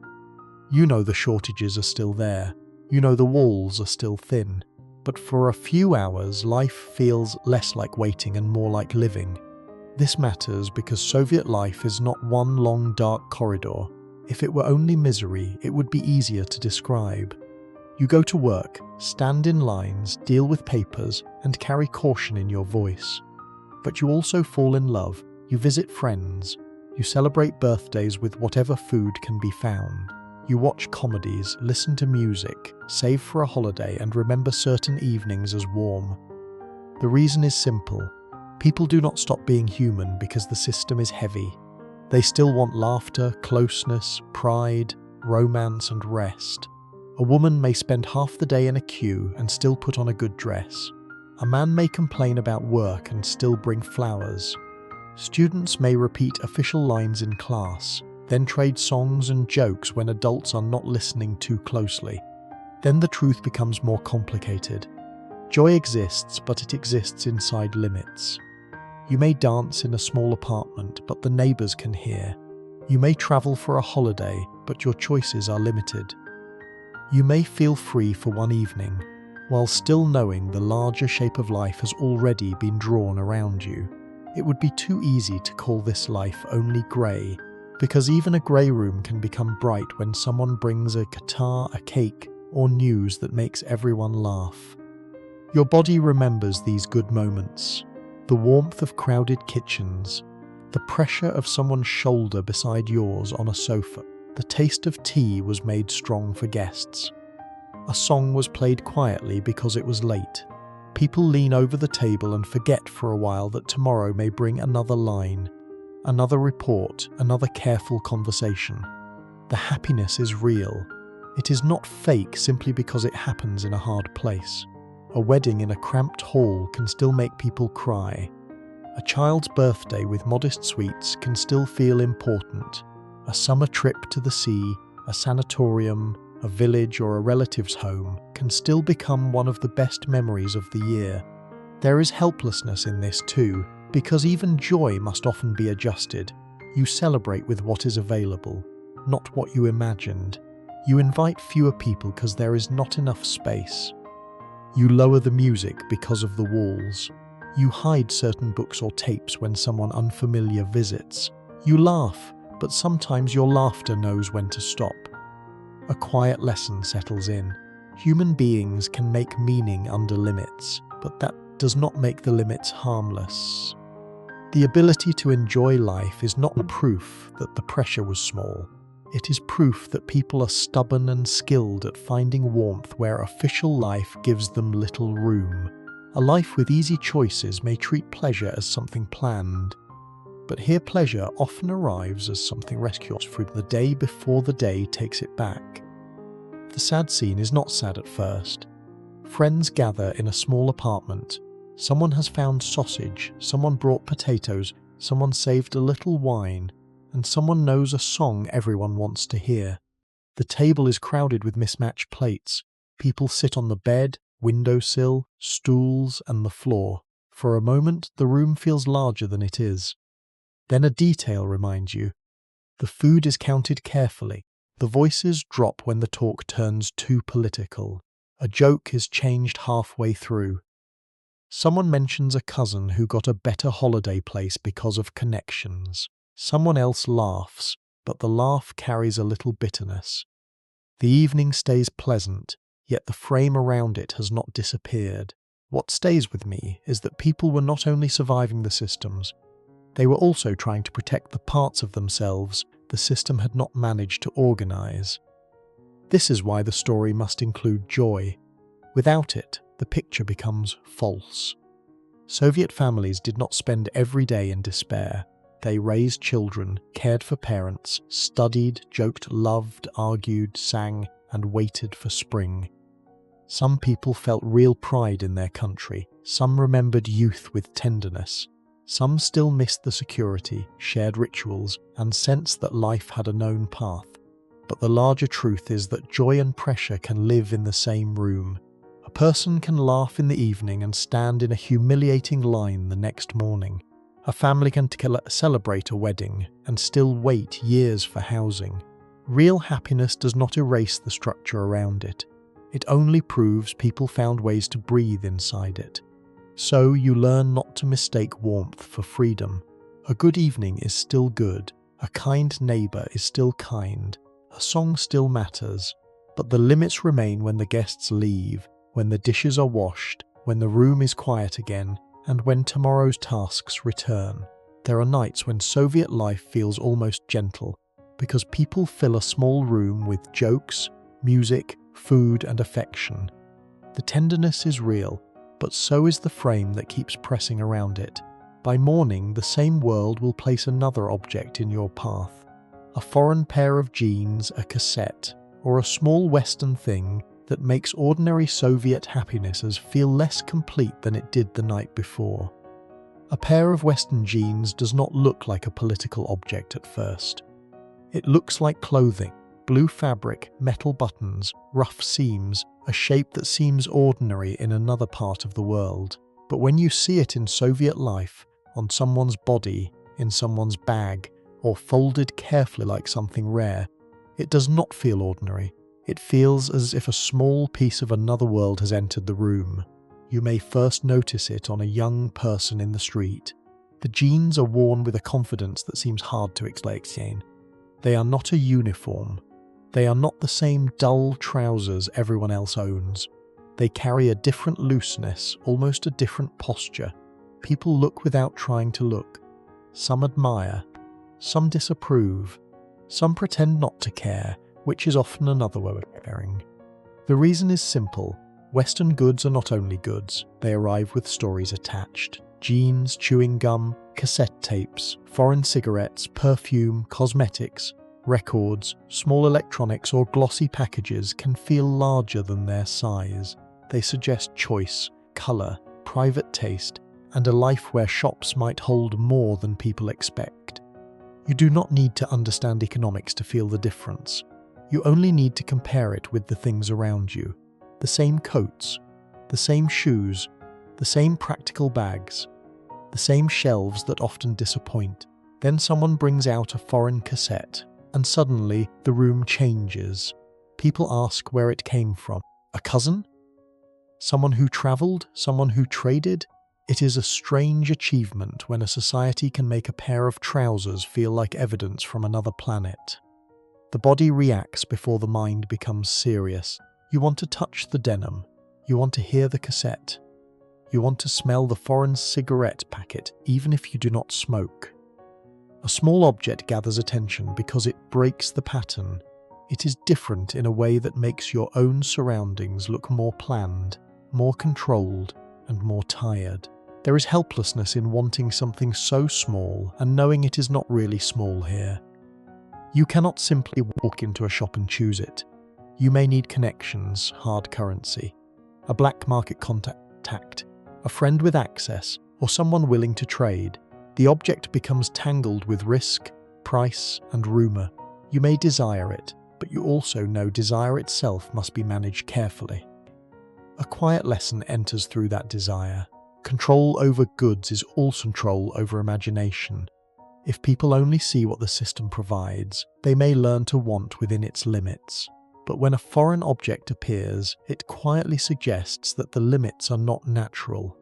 Somewhere else, someone may buy, choose, discard, compare, and change styles without treating the object like a treasure.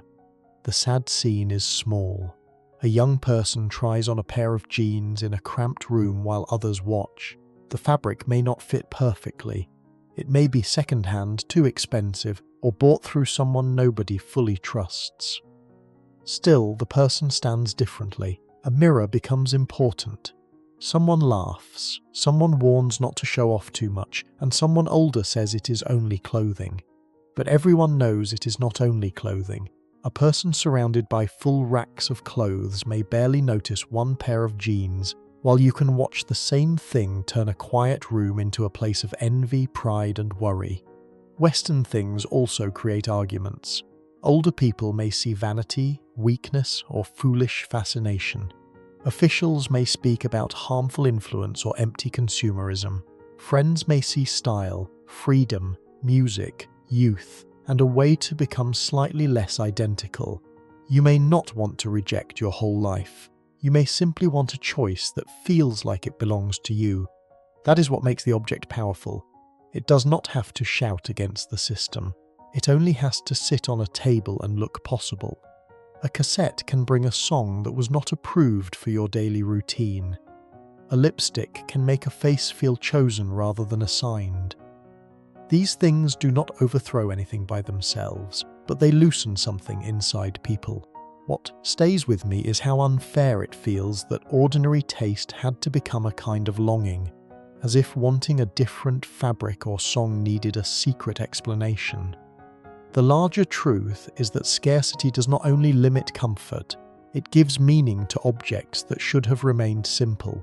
A pair of jeans becomes a symbol because people are denied easy access to variety. Gum becomes exciting because small pleasures are filtered through rarity. A cassette becomes precious because music can travel where official language cannot. You may still live your normal life after seeing these things. You go to work, stand in line, sit in the kitchen, and come home to the same building. But the object has done its work. It has given you a comparison that no speech can fully erase. It has made the limits of your own world visible by showing you something casual elsewhere. The jeans are only clothes, but they leave a mark because they make a choice feel near and far at the same time. A foreign object can sit quietly in your hand and still make the room around you feel smaller. Once that feeling settles in, you begin to look at every saved jar, repaired coat, and reused part differently, because you know your life has taught you to preserve what others might simply replace. Keeping things becomes part of your character before you notice it. A glass jar is washed and placed on a shelf. A piece of string is rolled and saved. A coat with worn elbows is not thrown away, only turned, patched, or passed to someone smaller. You do not look at objects as finished when they break. You look at them as problems waiting for another use. This begins in the home. Drawers hold buttons, nails, cloth pieces, old bags, rubber bands, parts from machines that no longer work, and paper that still has one clean side. A cupboard may contain jars without lids and lids without jars. Nobody finds this strange. It is not a mess in the simple sense. It is preparation. One day, something will be needed, and buying a new one may not be possible. The reason is ordinary. Shops do not always have replacements. A kettle, a radio, a shoe, a zipper, a pan, a child's coat, or a small machine part may become difficult to find at the exact moment it breaks. If you throw something away too soon, you may regret it for months, so you keep what might help. You learn that space is limited, but lack is more dangerous than clutter. Then the harder truth appears. This careful saving is clever, but it is also tiring. Every object asks for judgment. Can this be repaired? Can this be traded? Can this help a neighbor? Can this become useful in winter? Can this be given to a child later? The home slowly fills with small answers to future shortages. It is impressive in the most exhausting way how a system can turn an ordinary drawer into a warehouse of tiny emergencies. Your hands learn the work. You sew a torn seam, you sharpen a knife longer than it deserves, you wash a plastic bag and hang it to dry, you wrap a cracked handle, you keep a broken radio because one day someone may need its parts. You do not always enjoy this. You simply know that waste is a luxury, and your life has not been arranged for luxury. There is a physical cost in this kind of thrift. Even after work, someone must mend, sort, clean, store, carry and remember. The home becomes a place where things are never quite finished. A shirt waits for repair. A chair waits for glue. A machine waits for someone who understands it. The day ends, but the small broken tasks remain. There is helplessness too, because being resourceful is not the same as being free. People may praise your skill, but the praise hides the reason you need so much skill in the first place. You become good at making do because the normal path keeps failing. You do not fix everything because you love fixing everything. Often you fix it because there is no other choice. A quiet lesson settles into your habits. Scarcity not only teaches patience, it teaches suspicion toward waste, toward comfort, toward easy replacement. You begin to see every object as something with a second life, then a third life, then one last small use, before it truly disappears.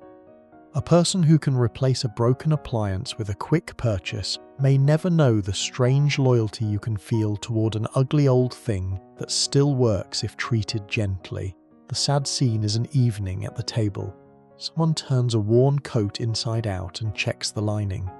A child waits nearby because it may become theirs next. The sleeves are tired, the fabric is thin, and one button does not match the others. A needle moves through the cloth. Nobody says this is poverty. They say it can last one more season. That phrase carries more of the truth than anyone wants to put into a full sentence. In another corner, jars are washed and saved after every meal. They may hold jam, pickles, screws, tea, medicine, or something found unexpectedly. An empty jar is not empty in your mind. It is future storage. It is a possible solution.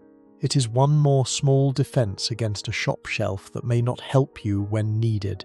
What stays with me is how people could turn necessity into skill, then be expected to feel proud of skills they would not have needed so badly in an easier life. This is why the habit reaches beyond one family. Neighbors exchange parts. Someone knows how to fix a television. Someone can repair shoes.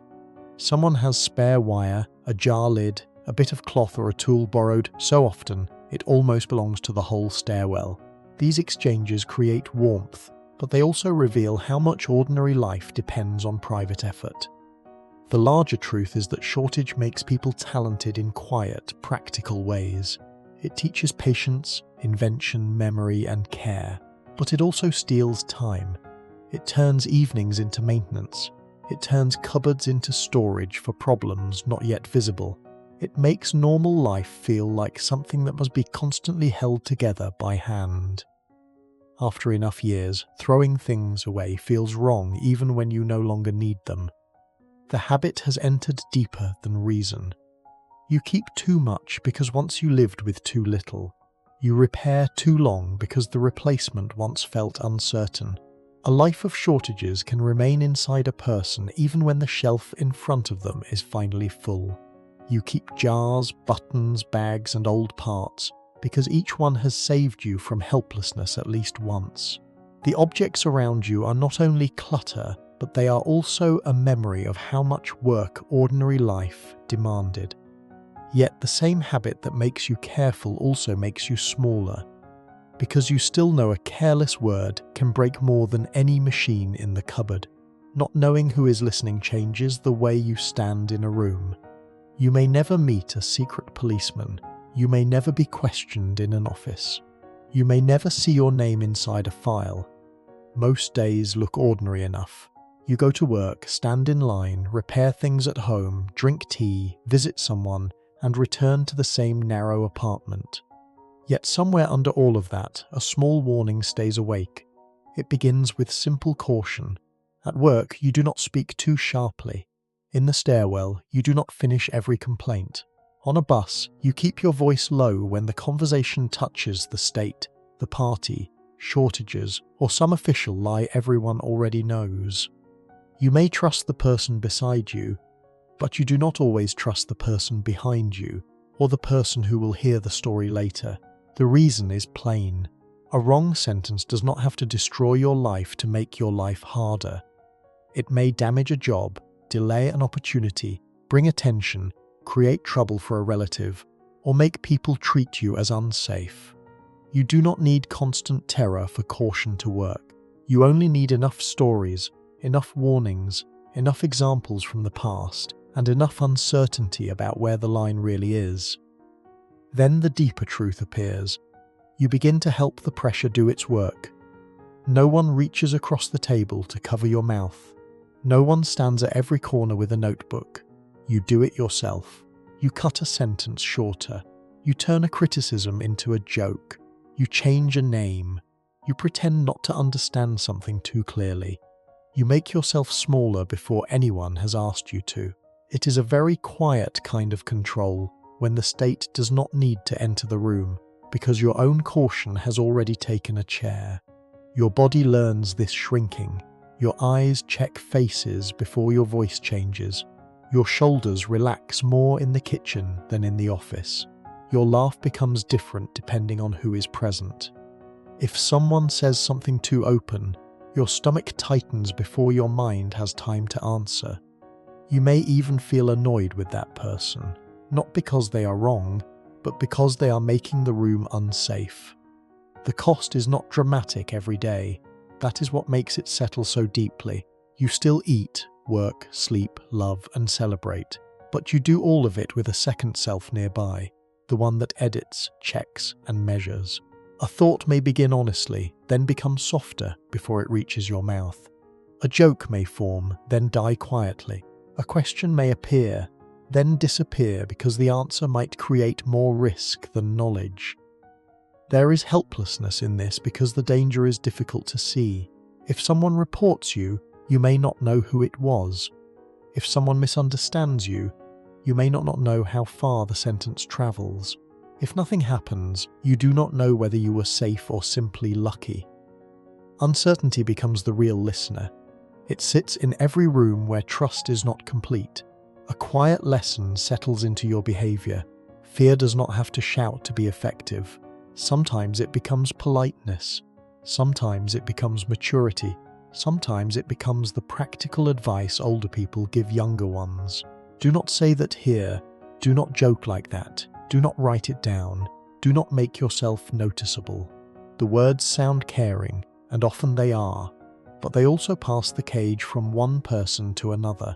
A person who has never had to fear a casual sentence may think silence is emptiness, but in your life, silence can be crowded with everything people decided not to risk saying. The sad scene is an ordinary visit. You sit with friends or relatives around a small table. There is tea, bread, and maybe something saved for guests. The mood is warm at first. Someone tells a story from work. Someone mentions a foolish rule. Someone nearly says the larger thing everyone understands, then stops. The pause is short, but everyone feels it. A cup is lifted. A chair moves. The conversation turns toward weather, children, repairs, or food. Nothing terrible happens. The door does not open. No one arrives. The evening continues, and someone may even laugh a few minutes later. But the stopped sentence remains in the room, like a dish nobody wants to clear from the table. You can feel how much life has been trained to step around invisible furniture. What stays with me is not only that people were afraid, but that they learned to protect themselves by becoming less visible inside their own lives. This is how a society becomes careful without looking completely broken. People still have personalities. They still joke, love, drink tea, sing songs, argue about small matters, and help neighbors. But they also carry a private map of danger. Some rooms are safer than others. Some people are safe only on some topics. Some truths can be spoken only when the door is closed, and even then, not too loudly. The larger truth is that surveillance is not only about being watched. It is about the possibility of being watched, and what that possibility teaches you to do to yourself. You learn to leave fewer marks. You learn not to stand out. You learn to survive by becoming modest in your speech, your opinions, sometimes even your hopes. After years of this, carefulness begins to feel like common sense, and common sense begins to look suspiciously like fear. You may never be arrested. You may never see the machinery directly. Still, the machinery has touched you if it changes the words you choose, the jokes you avoid, the questions you swallow, and the version of yourself you allow other people to meet. That is the hardest part to measure. The damage is not always a broken door in the night. Sometimes it is a lifetime of lowering your voice before you know why. You make yourself smaller because smallness feels safer, and after enough years, safety can begin to look like personality. The people around you may call it caution, wisdom, or simply knowing how life works, but somewhere inside, a freer version of you has learned to wait without making noise. In the next room, another generation is already growing up with older memories, younger desires, and a different idea of what kind of life should be possible. Generations can sit at the same table and live in different countries without leaving the apartment. You see it during small evenings when tea is poured, bread is cut, and someone older begins to speak about earlier years. The room is the same for everyone, but the memories inside it are not. Your parents or grandparents may look at the Soviet Union and see survival. You may look at it and see limits. The older people carry a heavier past. They remember war, hunger, evacuation, fear, Stalin, discipline, rebuilding, and the years when having order felt better than having nothing. Some lost relatives. Some grew up with real cold, real grief, and real danger. When they speak about stability, they do not speak from a textbook. They speak from a body that knows what collapse can cost. That is why they may defend things you find hard to defend. A steady job matters to them. Cheap bread matters. A clinic, a school, a pension, a holiday place from work, a country feared by enemies. All of this may feel like proof that life became better than the worst years they survived. They are not always blind. Sometimes they are simply measuring the present against a past you did not have to endure. Then the younger side of the room begins to pull in another direction. You hear unfamiliar music. You notice jeans, foreign cigarettes, cassette tapes, film, words, styles, and private dreams that do not fit neatly into official speeches. The young do not only want more food or better shoes, they want a life that feels less assigned. They want to choose how they look, what they hear, what they say, and who they become. It is hard to argue with a grandfather who remembers famine, but it is also hard to ask a young person to treat bare survival as the highest form of happiness. Your body feels the split at home. At the table, an older person may warn you not to speak foolishly, not to trust the West, not to mock what others suffered to build. A younger person may roll their eyes, turn the radio lower, hide a tape, or leave the room before the argument grows. Nobody needs to hate anyone. Love and frustration can sit close together. The cost is emotional, not only political. You want to respect the older generation because their pain is real. You may know that your own life rests on what they endured, but you also feel trapped by their gratitude. Their memory can become a wall when it is used to stop every question. Your hunger for something different begins to sound, in their ears, like disrespect. There is helplessness in this because both sides are partly right. The older person is right that the past was brutal. The younger person is right that survival cannot be the whole dream. The parent is right to fear disorder. The child is right to resent a life where order often means silence, shortage, and pretending. A quiet lesson settles into the family. History is not one memory. It changes depending on who had to live through which wound. For one person, the Soviet Union may mean victory, education, work, and safety after terror. For another, it may mean lines, lies, cramped rooms, and a future that never seems to arrive. A family argument about music or clothing can sound small, but sometimes it is really an argument about whether the past has the right to keep ruling the present. The sad scene is simple. An older man sits near the window with medals or old documents in a drawer nearby. A younger person sits across the room, wearing something slightly Western, listening to a song softly enough not to provoke a full lecture. The old man sees danger, foolishness, and forgetting. The young person sees fear, control, and a life already decided by people who keep saying they know better. The conversation may begin with clothing, hair, music, or manners. It may end with war, hunger, sacrifice, and loyalty. The subject changes because the real subject is larger than anyone wants to say. One person is asking not to have his suffering mocked. The other is asking not to inherit suffering as a permanent instruction manual. What stays with me is how painful it must be when love inside a family cannot agree on what freedom should cost or what gratitude should allow. This is why the Soviet home becomes complicated. It holds pride and boredom, fear and tenderness, loyalty and private doubt. A mother may remember the security of steady work but worry about her child's frustration. A father may repeat official warnings but secretly understand some of the complaints. A young person may laugh at slogans but still feel moved by war stories. Nobody is one thing. The larger truth is that systems survive partly by living inside family memory. They do not only exist in offices, schools, and police files.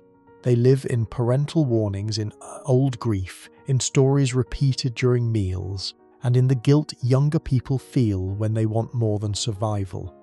A country can become an argument between generations before it becomes a change on a map. By the time you grow older, you understand that your family was not simply divided by age. It was divided by what each person had learned to fear. The old feared chaos returning. The young feared life never opening. Both fears could be honest, and both could make the room feel smaller. At the same table, one person remembers the Soviet Union as protection from a darker past, while another feels it as a ceiling pressing down on the future. The argument does not always sound loud, because families often hide deep breaks inside ordinary comments about clothes, music, work, and manners. After enough years of this, stability itself begins to look different, less like peace and more like standing still without permission to say you are tired. Stability can feel comforting when you have known enough stories about fear. You wake up, go to work, collect your wages, stand in line, return home, eat what can be prepared, and sleep in a country that seems unlikely to change quickly. The speeches are familiar. The newspapers speak in the same voice. Nothing feels easy, but much of life feels predictable. And predictability is not a small thing. You see why people accept it. There is a job to go to, even if the work is dull. There is a school for children, even if some lessons sound rehearsed. There is a clinic, even if the waiting room is long. There may be a holiday from work, a place at a sanatorium, a pension in old age, a union meeting, and public celebrations. The system gives life a frame.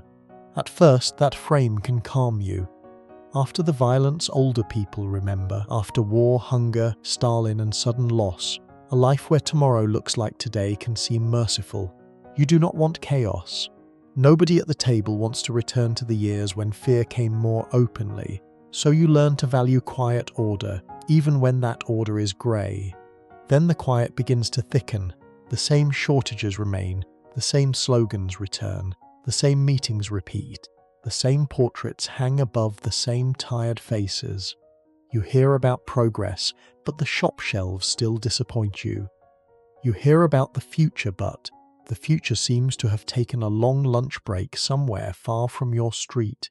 There is something almost merciful about a dull day, until you realize dullness has become the main thing the country knows how to give you.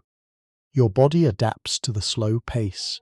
You stop expecting much from announcements. You listen to speeches without listening closely. You stand in a queue with the patience of someone who has already practiced disappointment. You go through work routines, apartment routines, family routines, and public routines. Nothing explodes. Nothing opens either. The cost is not sharp at first. It is a soft tiredness. You do not feel crushed every morning. You feel delayed. A little part of you keeps waiting for the better life promised in childhood, but another part learns not to ask too often when it will arrive. Hope becomes quiet because loud hope would make the waiting harder. There is helplessness in this because stability can protect you and trap you at the same time. You may be grateful for your wage, your job, your school, your apartment, your predictable bus route, and the fact that the country is not falling apart around you. But you also feel how little room there is for renewal. The safe path keeps leading back to the same place. A quiet lesson settles into your life. A society does not need to collapse to disappoint people. It can disappoint them by staying exactly as it is, year after year, while asking them to call that sameness success. The boredom becomes political without ever needing to sound dramatic. Someone living with constant uncertainty might envy your steady wage, yet from inside that steadiness, you know that a secure life can still feel strangely airless. The sad scene is an evening after work. The radio plays in the background. A newspaper lies open on the table, saying something that sounds almost identical to what it said last year. A family member repairs a sleeve. Someone mentions that the shop had nothing useful again. Someone else says there may be better goods next week. But the sentence has no strength behind it. It keeps the evening moving. Outside, the state still maintains confidence. Meetings are held. Reports are read. Anniversaries are marked. Leaders appear on television with slow movements and heavy faces. The public world speaks as if history is still marching forward, but in your private life, it often feels as if history has sat down and refused to move. What stays with me is the sadness of people who are not desperate enough to revolt, not comfortable enough to be satisfied, and not free enough to imagine a clean way out. This is why the Brezhnev years can feel difficult to explain. They are not only terror, they are not only peace, they are a long middle state with security, limits, fatigue, small comfort, hidden jokes, stable jobs, poor incentives, and the feeling that everyone is waiting without knowing whether waiting still means anything. Some people remember those years with warmth. Others remember them as sleepwalking. The larger truth is that stagnation can enter people gently. It comes through repeated meetings, old leaders, cautious workplaces, a shortage that never fully ends, and promises that remain safely in the distance. It teaches people to lower their expectations without admitting they have lowered them. It makes the present livable enough to endure, but not alive enough to trust. After enough years, you stop expecting the slogan to become real. You live, laugh, visit friends, raise children, and plan holidays if you can. But the idea of a bright future becomes less like a destination and more like furniture in the room, something everyone has learned to walk around. It is still there, but nobody expects it to move.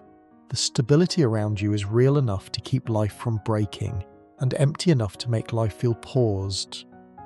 People keep working, eating, waiting, and joking, but the years begin to pass with a sameness that leaves no clear wound and no clear cure. Somewhere inside that stillness, another habit grows stronger, because when everyone knows the words are tired, everyone must keep pretending they are fresh. Clapping begins before you decide whether you mean it. A speech ends, a leader's name is mentioned, a report claims success, and the room starts to move around you. Hands come together, chairs creak, faces turn toward the front. You clap too.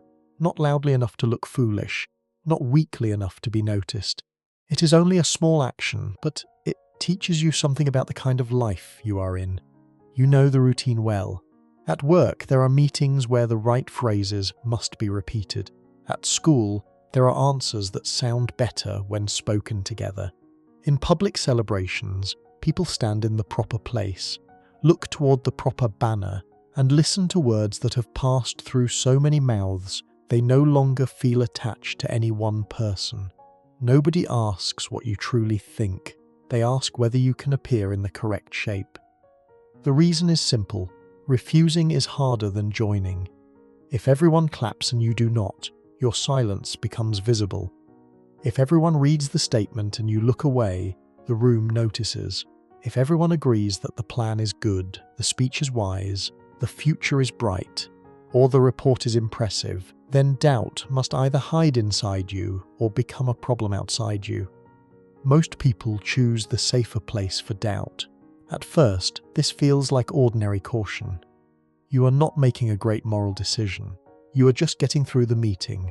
You have work to finish, children to feed, lines to stand in, repairs waiting at home, and a tired body that does not want unnecessary trouble. So you clap, you raise your hand, you sign, you listen, you go home.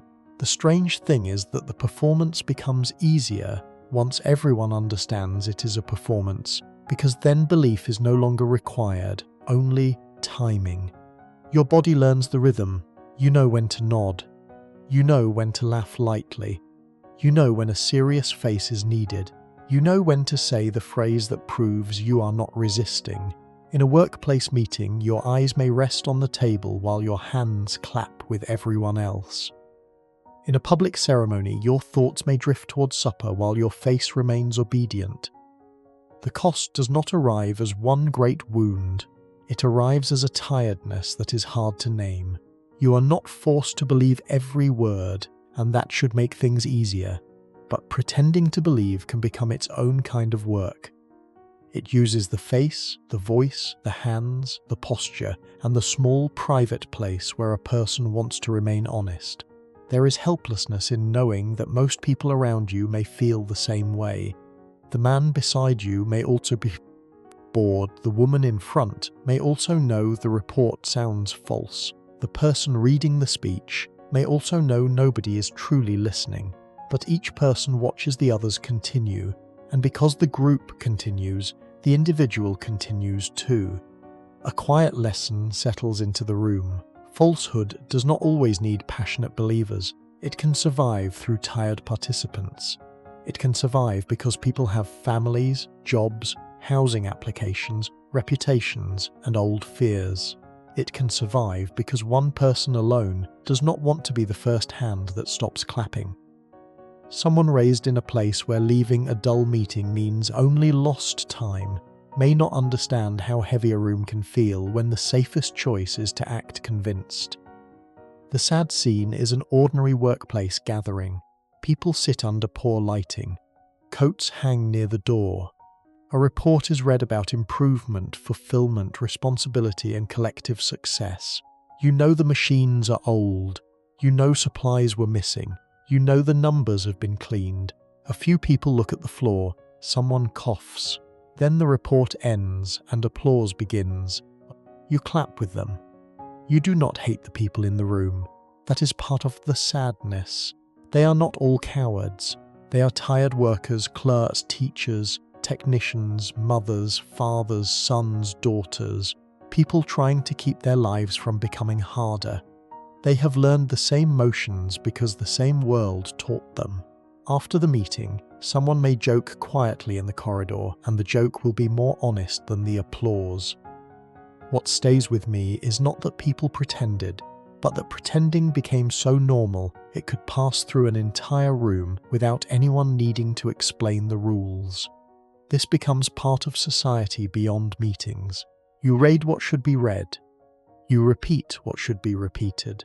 You avoid laughing at the wrong moment. You speak with one voice in public and another voice in the kitchen. At some point, the difference between belief and participation becomes less important to the system. It does not need your whole heart if it already has your hands, your signature, your silence, and your presence. The larger truth is that public pretense can slowly change private life. It makes honesty feel informal, almost risky, something saved for trusted rooms. It teaches children that adults say one thing outside and another thing at home. It teaches workers that reports are not always descriptions of reality, but decorations placed over reality. It teaches everyone that survival sometimes means joining a lie without fully entering it. After enough years, you may not feel shocked by this anymore. You may even feel annoyed when someone refuses to play along, because refusal creates danger for everyone nearby. This is how a society of pretend belief protects itself. Not only through pressure from above, but through the exhaustion of people below who no longer want the room disturbed. You clap because everyone claps, and the sound fills the room with something that is not quite agreement and not quite silence. The lie does not need to fool you completely. It only needs you to help it pass another day without breaking. When the room finally begins to speak more openly, the first honest words will not feel clean or easy, because too many years of swallowed truth will come out with them. The first change does not feel like a revolution. It feels like a room becoming less stuffy.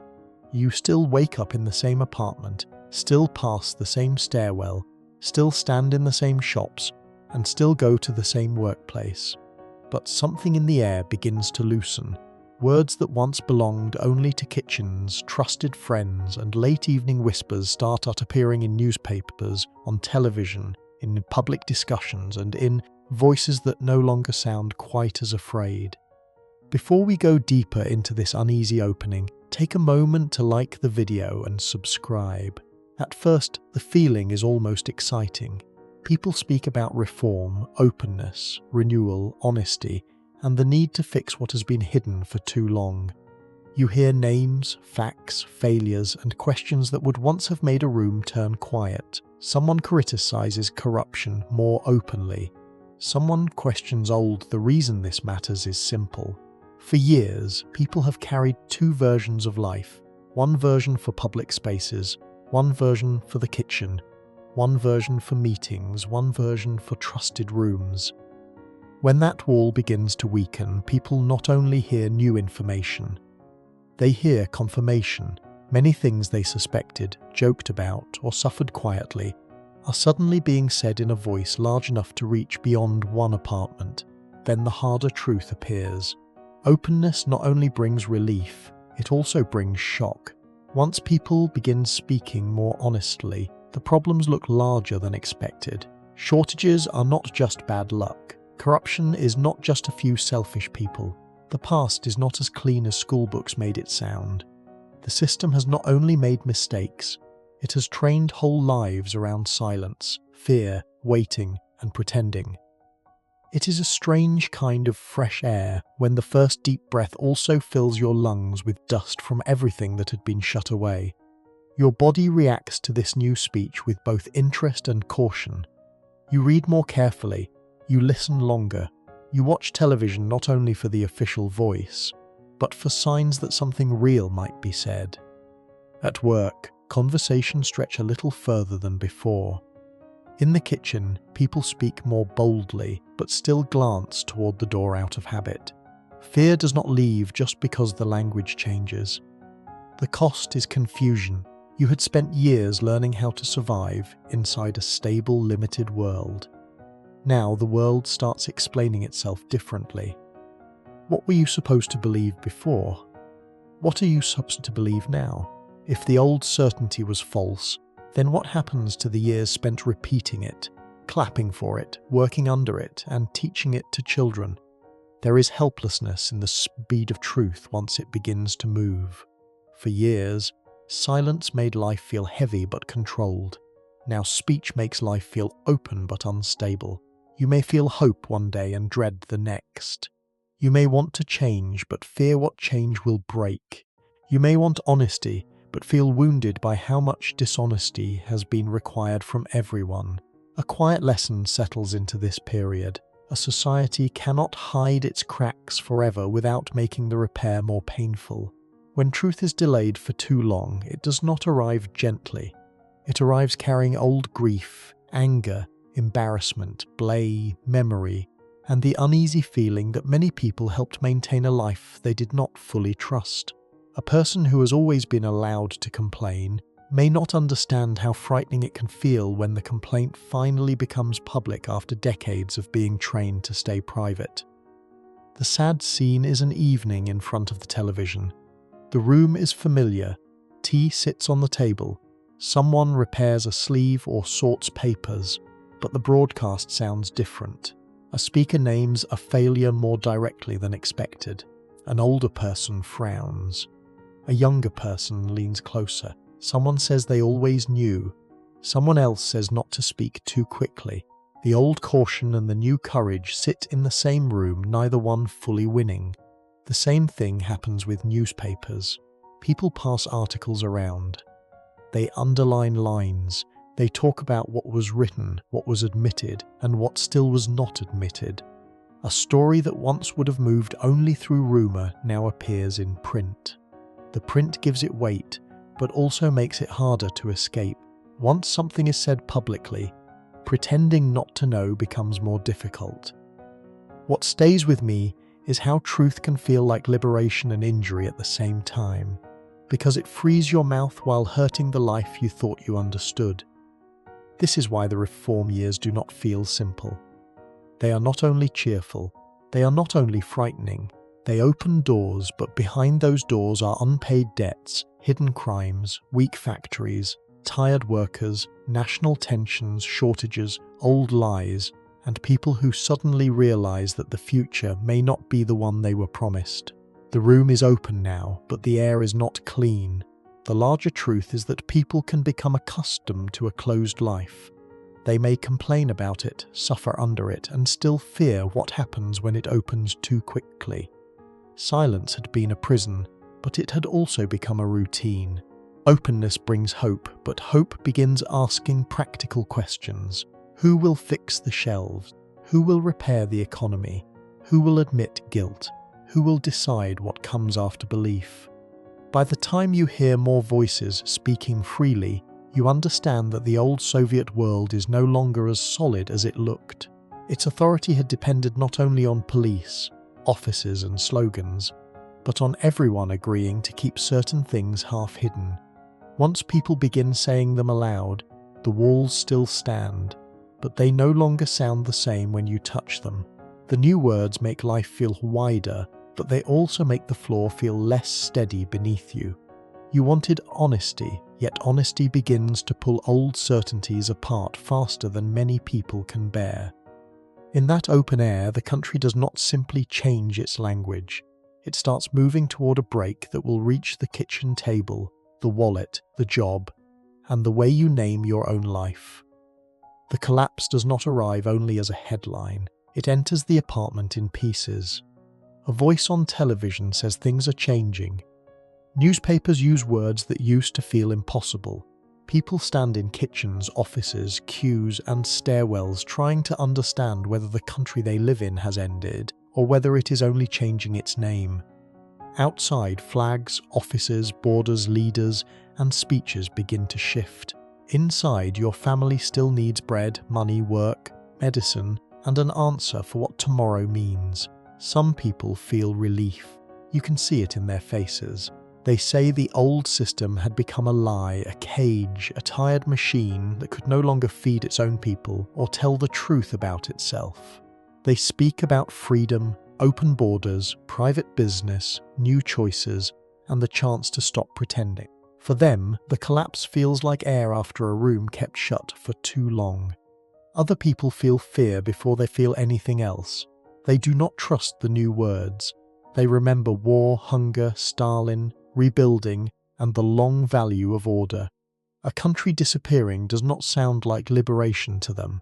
It sounds like the floor is being pulled away. They may not have loved every part of Soviet life, but they understood its rules. A difficult world can still feel safer than a new world with no familiar walls. Then the deeper loss becomes clear.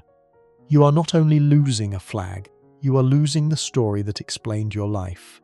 The school lessons, the meetings, the sacrifices, the slogans, the waiting, the pride, the fear, the jokes, the medals, the work record, the housing list, the shared hardships. All of it suddenly needs a new meaning. Some of it was false, some of it was real. That is what makes the break so hard. It is a cruel kind of ending when a country can vanish from the map while your unpaid bills, old habits and family arguments remain exactly where they were. Your body feels the collapse through practical things first. Prices change. Savings lose value. Jobs that once felt secure begin to shake. Offices that used to decide everything no longer seem to know what they are. The shop may have more goods one day and fewer the next. People who spent years surviving a shortage now have to survive confusion. A person can be free to choose and still not have enough money to choose much. There is helplessness in watching old protections fall apart before new protection become. Maybe your factory slows down, maybe wages arrive late. Maybe the pension that once seemed guaranteed no longer feels safe. Maybe someone younger sees opportunity, while some older sees humiliation. The same change enters each person differently, depending on age, work, health, savings and memory. A quiet lesson settles in. A system can be oppressive and still give people structure. When that structure breaks, the people who suffered under it do not automatically become whole. They must rebuild habits, work, trust, identity, and the way they understand their own past. Freedom may open doors, but it does not carry everyone through them at the same speed.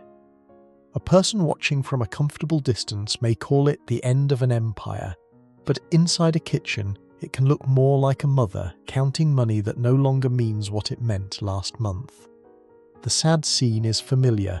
Your family sits at the table, not celebrating, not fully mourning, just trying to understand. Someone says it is good that the lies are ending. Someone else says, at least before there was work. An older person feels betrayed by the disappearance of a country they were told to love. A younger person feels impatient with that grief, because to them the old country had already become too small. Tea grows cold while everyone argues around the nice question without naming it. What was our life for? No answer comes easily. If you say the Soviet Union was only a prison, you erase the real education, care, pride, friendships, victories, and security people knew. If you say it was only a great project betrayed by others, you erase the fear, shortages, silence, privilege, and pretense that shaped daily life. Your own memory refuses to stand on one side. It keeps bringing both. What stays with me is how frightening it must be to discover that the world you criticized for years was still the world that taught you how to live.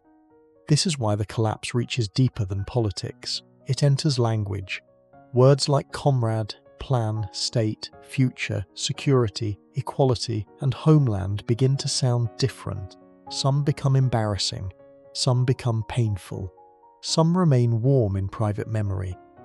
You may stop using certain phrases, but they do not leave you quickly. They were spoken at school, work, ceremonies, funerals, birthdays, and kitchen tables. A country can end faster than the habits it placed inside people. The larger truth is that the end of Soviet life was not one feeling.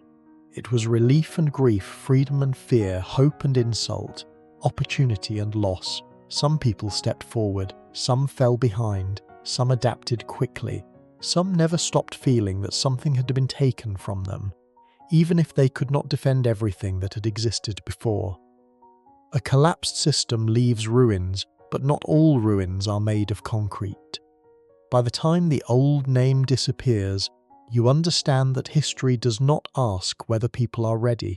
It changes the words on documents, the borders on maps, the money in wallets, and the meaning of memories that had seemed settled. You keep living because there is no other choice, but you no longer live inside the same explanation. The Soviet Union ends, but the life it shaped does not end neatly with it.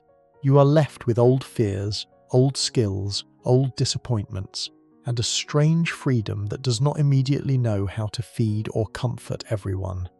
What remains is the hardest lesson of all, because the system not only ruled people from above, but it had entered the smallest habits by which they survived.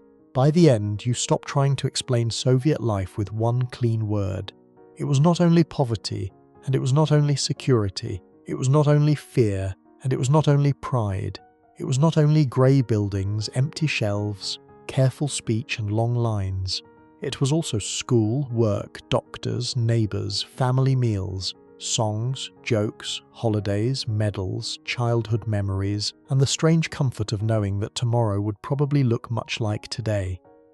That is what makes the story hard to hold.